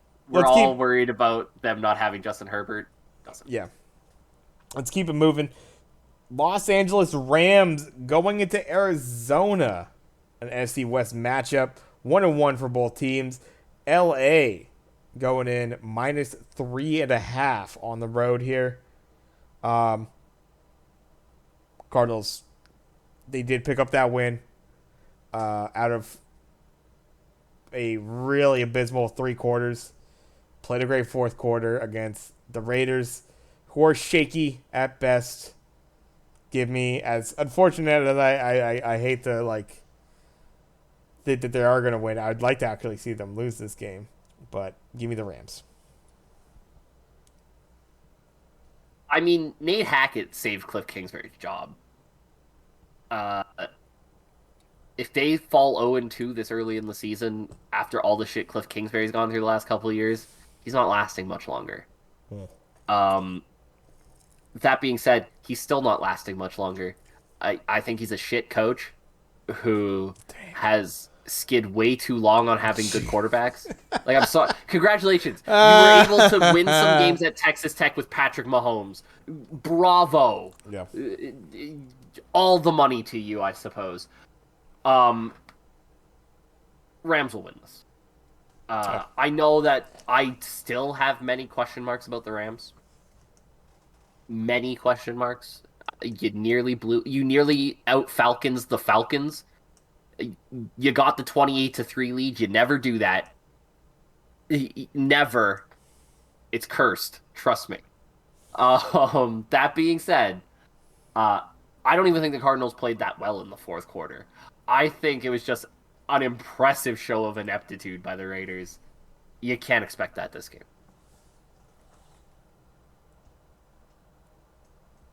All right. Yeah. I don't. I think By the that. way, I didn't talk about the play, but to prove my point at how inept Cliff Kingsbury is as a head coach, they took a delay of game on a 2-point conversion because they didn't have any timeouts left. Fucking idiots. That's crazy. Yeah, I mean, it's just. Yeah, it's like scheme and all that, but if like you're not getting clock management right, stuff like that, like those things add up so much. What's the that's the Harbaugh days for the Niners. There's so many times where we took delay game penalties in situations you should never take a delay game penalty because the play comes in too late. All sorts of shit like that. Yeah, perhaps you get that with Cliff. I gotta figure that Rams coming off a win. Against a rival like on the road. Like I don't see much for Arizona, even though they did scramble for that win. Let's keep it with another NFC West team at home, facing off against your Atlanta Falcons there, Craig. Atlanta into Seattle. I saw this at -1 for Seattle. I'm now seeing this at even. I have it at a -1 for Atlanta, actually. But Minus it's one now on for that Atlanta. border. So It's on that border. yeah, I mean, we could call it just even if we seen both, basically. I think that's fair. Um, Uh, I do you hear it, Tap? Do you hear it go through your ear? Homer Homer pick. Homer pick. I actually don't think this is that much of a homer No, pick. it's not. I think the Falcons Seattle in general have looked better on a whole than Seattle. Seattle without Jamal Williams or Adams is the worst team in the NFL. I agree. Hands down. Give me Atlanta if this was minus plus whatever one way. I would even say I would have taken Atlanta with like a +5 or it would have been a +5 for Seattle basically. I think Atlanta takes this +3 by is good. I think Atlanta takes this by a tutty, basically. My feeling on it. I like Atlanta. My thing is, you look at the early games with Arthur Smith as a head coach. I think he's done some things good. He's got to get Kyle Pitts involved. It's got to happen Yeah. sooner or later. Yeah. What better time to do it than against a Seattle team that doesn't have Jamal Adams? Who the fuck do Seattle have who can cover Michael or who can cover Kyle Pitts? Right. Right. This to me feels like the game where Kyle Pitts goes off. This isn't an elite defense. This isn't a team that's going to put the pressure on Mariota like the Rams did. This isn't a team that's going to have a defense like the Saints had, which is a very good defense. This is the game where the Falcons offense shows all those positive things that I've been talking about, puts them all together and actually uses it to win a game. I'm with you. I think this is an easy Falcons pick. I like it. Keep moving. Green Bay, the Pack, going into Tampa Bay, the Battle of the Bays. -1 for the Bucks. Bucks standing at 2-0. Green Bay at 1-1 after a sloppy week 1. But myself, based on how this Tampa Bay team plays right now, they really just kind of stumbled into a win, essentially. As much as we talk about teams backing into a loss, Tampa Bay utterly stumbled into a win that they could easily have lost themselves. I like Green Bay here. Falling forward's impressive in its own right, but yeah, I'm with you. I know that there's going to be a lot of people liking the Bucks on this line. They're going to see the 2-0. They're going to see Tom Brady. They're going to look at this and they're going to go, "Oh, this game the Bucks should win." They don't have Mike Evans. Yes. Eek. Is Chris Godwin 100%? Probably not. No. Does that mean that their best wide receiver is 2022 Julio Jones? Absolutely, it does. Oof. Yeah. Um, Yeah, it's just, and I just think like Fournette's. It's all about finding him in stride. I think this is going to be a. They're probably going to test Tom here. I think this is going to be a lot of stack box. This is going to be some blitz pressure. How much you trust your receivers? Can you get this ball out? And yeah, I like Green Bay enough with that 1-2 running game. As much as we love some interior guys there from Tampa Bay, I don't think it's nearly enough. And yeah, this is outside maybe of the Giants, the least impressive 2-0 team for sure. I'd go a step further, and I'd say they're even less impressive than the Giants. There you go. At least with the Giants, they've shown a certain level of strength at defense that is incredibly commendable. I know that the Bucks haven't given up a lot of points. They've been bending a ton to these teams. They're just the Saints last week, or Dallas week 1 couldn't finish drives. Yeah. The Saints last week couldn't stop turning the ball over. You're not going to have either of those problems with the Packers. Rodgers knows how to finish drives. Jones and Dylan especially, when you get inside the 5, you're getting a touchdown, right? You got 3 plays inside the 5, that's 6 points. He doesn't fumble the ball. He gets 2-3 yards carry. Yeah. It's just one of those things where this team isn't going to make the same mistakes the last 2 teams you've played has. So your offense needs to show something more than what it's shown, and I don't think there is something more than what this Tampa Bay offense has shown. Go for that. Another team that needs to show more offense than they have shown. I guess both teams even for a couple different reasons. Kind of interesting. San Francisco 49ers going into Denver to face off against the Broncos. The Broncos having a really, questionable offensive performances on their side. San Francisco, obviously, with the changing of their starting quarterback, it's now kind of a shift in how this offense is potentially going to look for the future. Not necessarily saying Jimmy G played bad or that Trey Lance was necessarily doing anything wrong, although it was a bad week 1, so who could play in that? But that being said, San Francisco favored -1.5 going on the road here.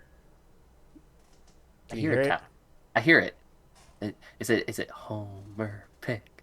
Homer pick. Homer pick.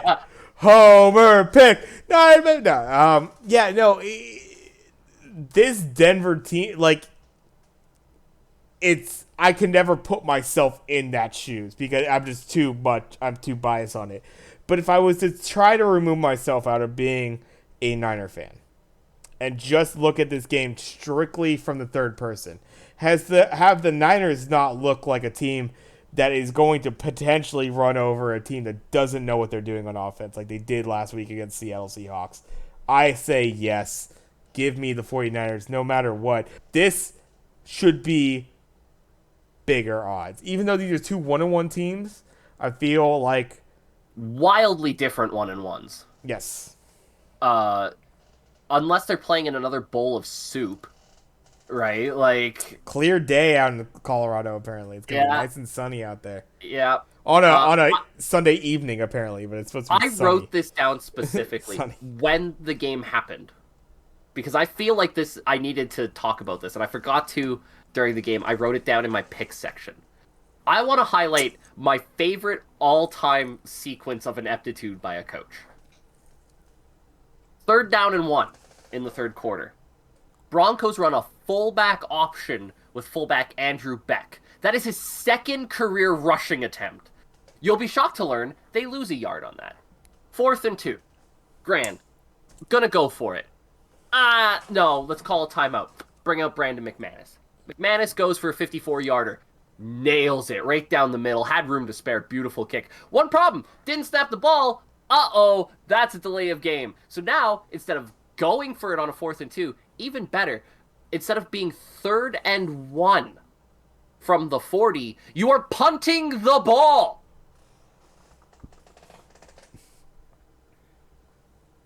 What? Yeah. Yeah, I mean, like, I think... I don't think I officially said it, by the way. Niners. Thank you. No, I had you written down already. You didn't say it, Okay. but I Yeah. guessed. I Yeah. guessed. But yeah, no, like, you just see that score. And if you had any kind of idea of how these teams were supposed to look going in to the season, and you see Denver versus Houston week 2. I don't think there's a soul that could say, like, 16-9. That's how Denver Denver's should win going that to win game this by game. 30. Denver should have smoked this team. We've kind of like propped up Davis Mills, not so much like it's what the fuck are you doing with Davis Mills. We like Pierce, even though he hasn't had much of a Hasn't shown it contribution yet. at all. Preseason was real nice, but now that you're in some actual games, it ain't shit. Shown it. You cannot have a game like that. A game that you could have lost to this Houston team. If Houston got a drive that clicked at all, Yep. I think they don't win this game. You were down 9-6 going into the 4th quarter. Like, It was not a clean win. nope. We'll see how they rectify it. I will say, as much as I am the Niners Homer fan, you are facing against Russell Wilson yet again. If there's one quarterback that's kind of had the Niners number, it's been Russell Wilson. No matter what team he's had, he even won a game last season against the Niners. Yeah. That That's shouldn't have happened. Is this a Colts-Jaguars situation again? No. The thing is, what I think the secondary was always the suspect thing. I think Russell Wilson, he can still get outside the pocket. He's going to annoy you with some like QB runs and stuff like that, potentially, if they even decide to go for that. He hasn't had much of that. But I think that you're talking about the Travarius Ward, you're talking about the Hufanga, Emmanuel like I this defense from top to bottom. Now it's not only the front seven, it's the whole damn shebang-a-bang. Yeah, what the hell is Denver going to do against this team that Houston did better? Yeah. I don't see it. I don't see it. 100% with you. And let's go into the last one of the week here. Dallas Cowboys, led by Cooper Rush. We love it. As much as I love the New York Giants, led by Danny Dimes Jones. Monday Night We Football. love it. I'll buy that for $1.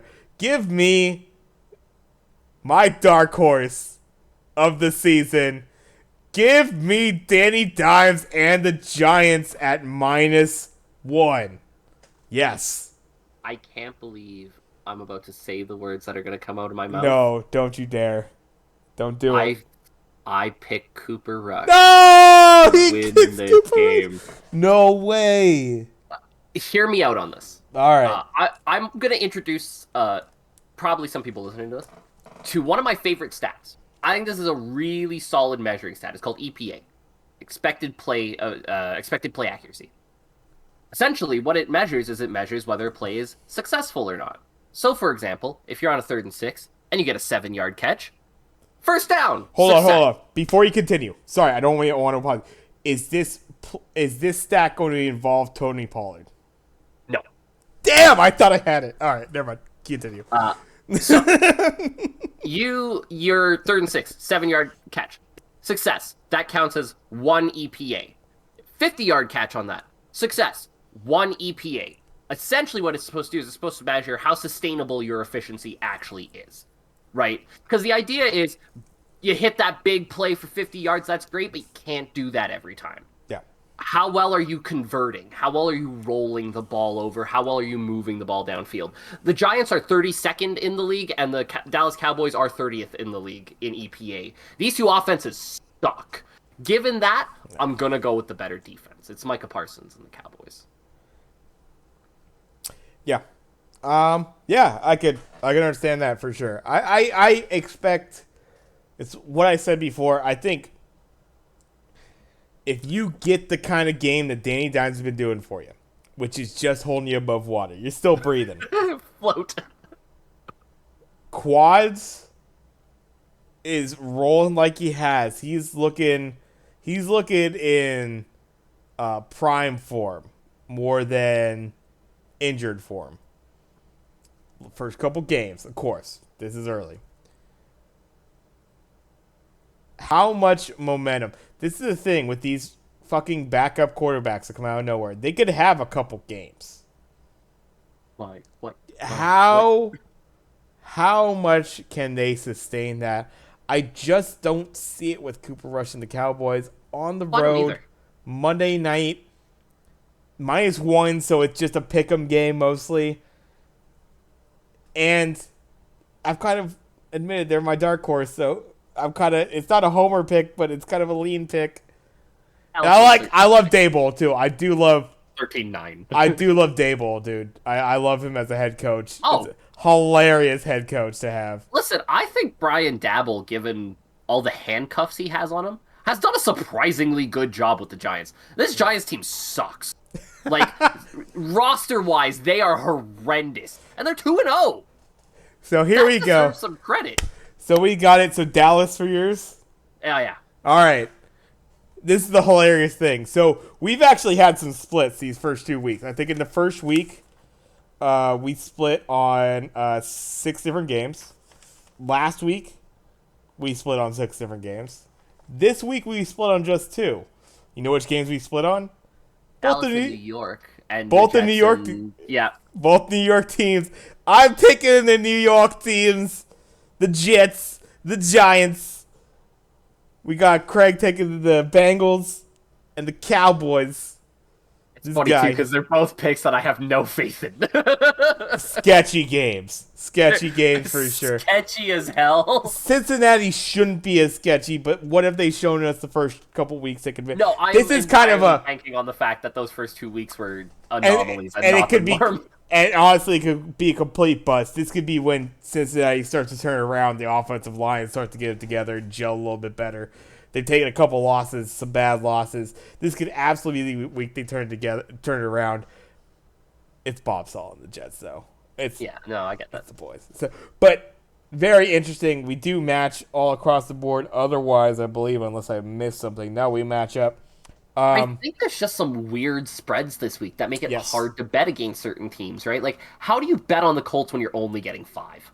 Like, Yeah. how? What in what world do you think the Chiefs beat them by That's less than 5? yeah. If that was a 10, I might go Indy.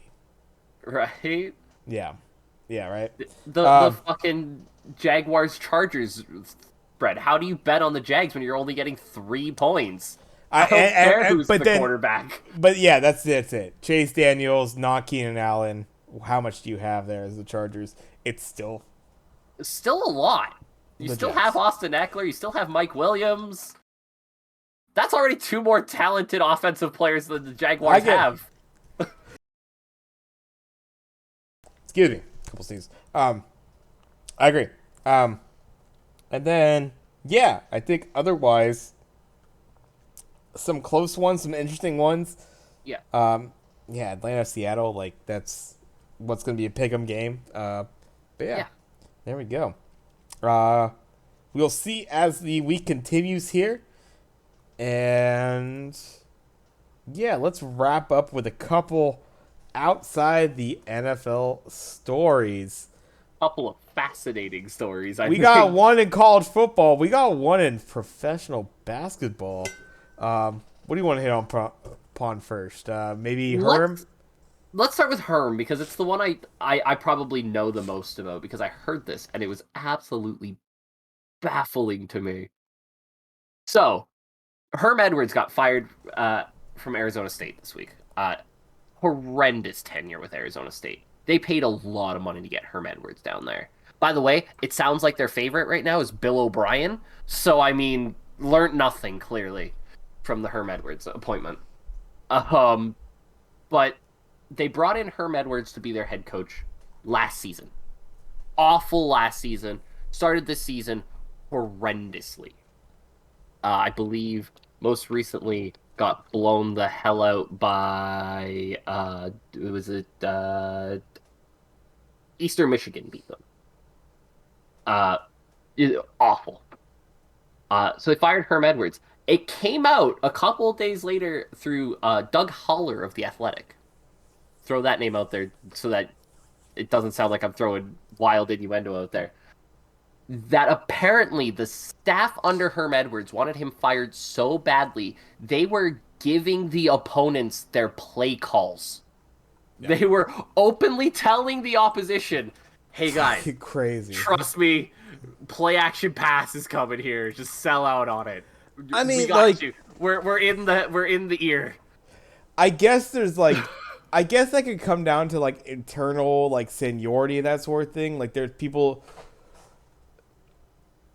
If I could, like, as someone who I work in like higher education and kind of around, like, there might be an internal system for people within there being quote unquote safe in their job, I guess.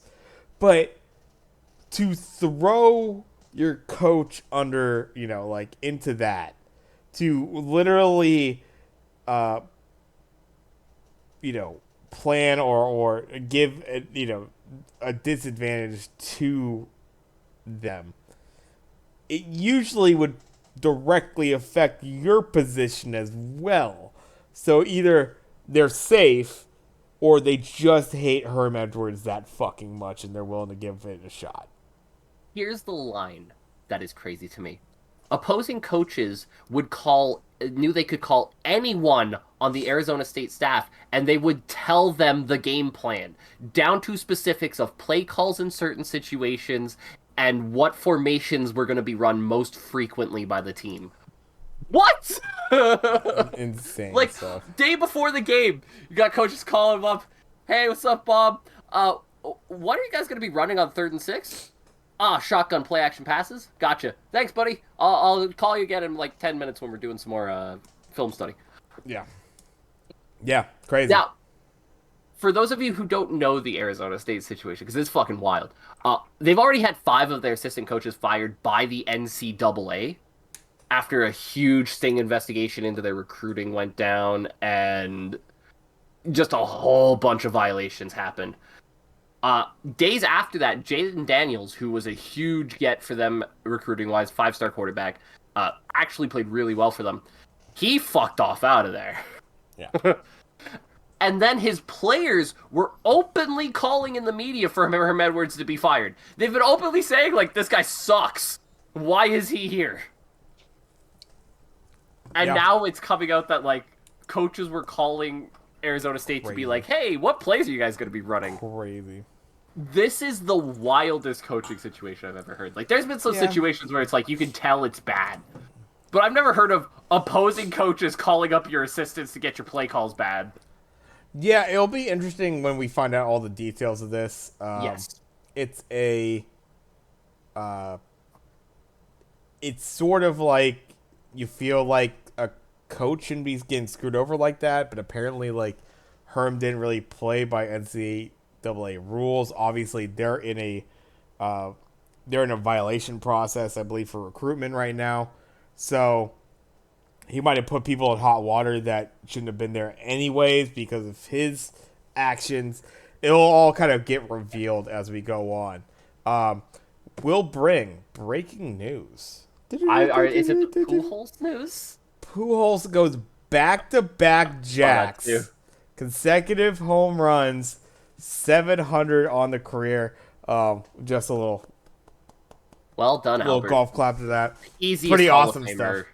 Easiest Hall of Fame choice you're ever gonna see. Yeah, pretty awesome. ballot by a gunshot. Congrats, Albert Pujols. Yeah, pretty goddamn awesome. And then, let's wrap it up. It's been the hot topic of the last couple days. The Boston Celtics. Speaking of wild coaching situations, go to the finals. Looking good. As a franchise, a team, a solid first-year coach that led them there. And then, to details that we will, again, this will be a situation that's kind of to be observed, and we only know so many things. But, head coach Udoka, all of a sudden, just kind of, it was like they were trying to find out, and then before we knew it, year-long, but also indefinite suspension for the Boston Celtics head coach, based on a improper but consensual relationship within the organization. Essentially, is what we found out. Yeah, this is very fucking bizarre. Yeah, we're hearing so many things, and yeah. At first, it sounded like, this was just a consensual relationship that he had with like he was cheating on his fiance. Not cool, but certainly not suspendable. Yeah, but then there's harassment. That's also now it's a whole thing. Exactly. The word that was used by Wick Grauspec was a volume of violations, which doesn't sound like one or two. It sounds like a lot. What the fuck? Yeah. And Brad Stevens is coming out going, guys, you gotta trust the process. We're trying to do everything right here. They say as they promote Joe Mazzulla to interim head coach, who has been arrested 3 times in the past decade, one of them for domestic battery. Brad Stevens, by the way, on this quote, saying maybe the worst quote I have ever heard in my life. I believe strongly that those events probably shaped him into the strong-charactered man he is today. What? Yeah. You can't say that about domestic battery. Yeah. No bueno. It's a, I am surprised by how much this stuff is, like, this going to be handled in a way to where, like, there's not all this speculation like we're talking about right now. Like, it's a lot of, like, now we're just wondering. And we have, exactly, interim head coach that is not really fit for it either. Nope. And a organization that should be like they should be feeling at least a little bit of the high for doing as well as they have Yeah. done lately and that sort of thing. And you just I wonder what this team looks like as we go into, quarter of the season, halfway through the season. Um, I don't think a team that operates like this at the top does well at the bottom. No matter how good of players you have, there's something about it's the Jerry Jones effect in my I feel. I It's don't if necessarily you get disagree. if you get scumminess running the organization at the top, it's not necessarily that the players or anything are scummy, but it's just it poisons. It poisons the rest of the product. I feel. I'm not sure how this team in the East does next season. I don't think they do nearly as well next season. I don't care what their personnel is. The fact that they've gone through this right now, and I don't think this Missoula guy is going to be the answer, considering his background. I don't know. Maybe Yeah. there's a rally, but this is the guy you have coming in to rally behind your first year coach that you already rallied behind to make it to the finals in the first place. I don't see it. Momentum and shifts in sports, it's so fleeting. The windows that you have for success are so limited in any of the leagues, basically, that it's like this kind of stumble right now for this team is exactly what they didn't need. Yeah, and especially like so for starters, if the report is true and this involves some sexual harassment and other awful things by someone of power to somebody who doesn't have the same power, fired. Turn that 1 year suspension into a permanent suspension. Yeah. No. Uh Again, the word volume of violations doesn't make this Fucking sound insane. What a fucking good. term. You know, The if it VOV, was dude, the VOV. Like it has yeah, a like ring to it that it shouldn't have. you'd figure if it was one or two, you would just say, a violation of team code, right? A volume of violations sounds like it is a quite large number. It's a fucking hip hop album from the '90s. Yeah, it's the volume of Volume of violation. violations, that actually does sound like a fire mixtape. Like, But, yeah, that's actually pretty good. and then you're asking us, oh, you got to trust the process. We're doing our homework. Then you put a guy in who was charged on domestic battery, and you say, yeah, but that made him a better person. What? Yeah, I don't know, It's man. just everything here is bad. The Celtics will still probably make the playoffs because in the NBA more than any other Yeah. league, you can get by on talent alone. But you're right. There comes a point where you're playing other teams that also have talent like you, and when you're this poorly run, there's no way the Celtics can. Yeah, the leadership aspect, like they're as much as coaches are not going to be, like players will get the highlights as far as when a team wins or loses, but there's a certain amount of coaching to be done in that aspect too. What if they're coached up by somebody who can't get the job done? I mean, granted, also the aspect that dude's potentially a scumbag. Um, yeah, I don't see it. I don't see it, man.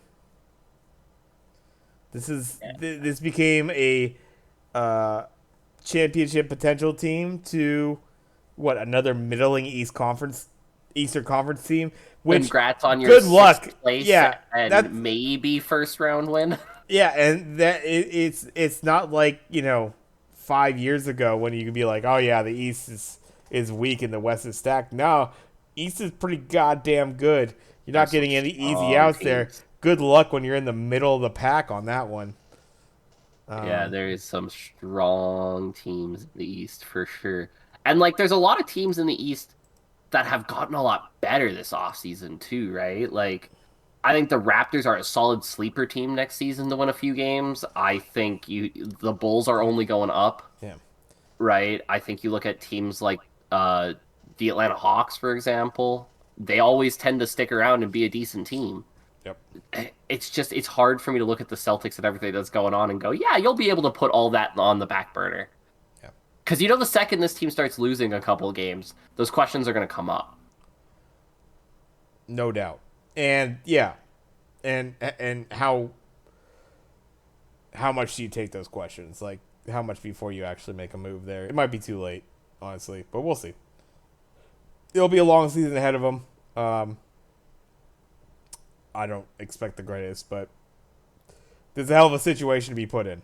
Coming off Wild of volume of violations. Fuck. that season, and then just have all this shit show. Yeah, a damn shame on all accounts, Yep. to be said.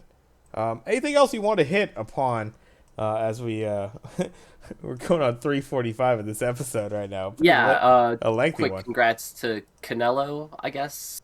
No surprise that he beat Gennady Golovkin at this point in his career, but I'm sorry. he did it. Congrats. That's pretty much it. Uh, there, there's a UFC card this weekend.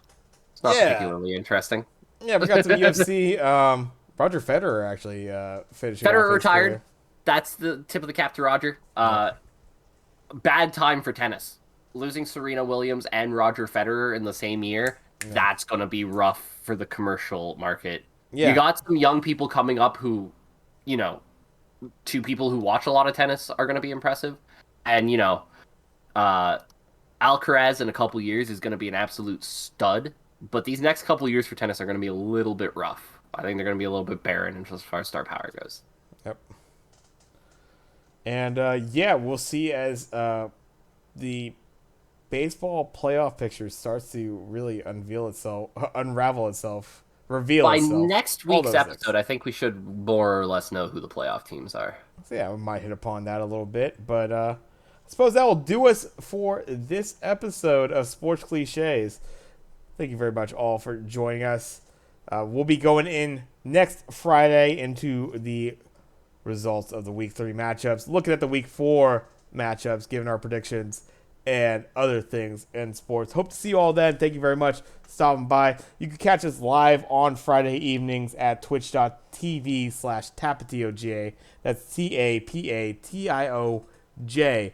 Or look us up on YouTube at the Sports Cliches podcast. You can catch our episodes there. Thank you all for stopping by. Hope you have a great night. We'll see you on the other side. Doses.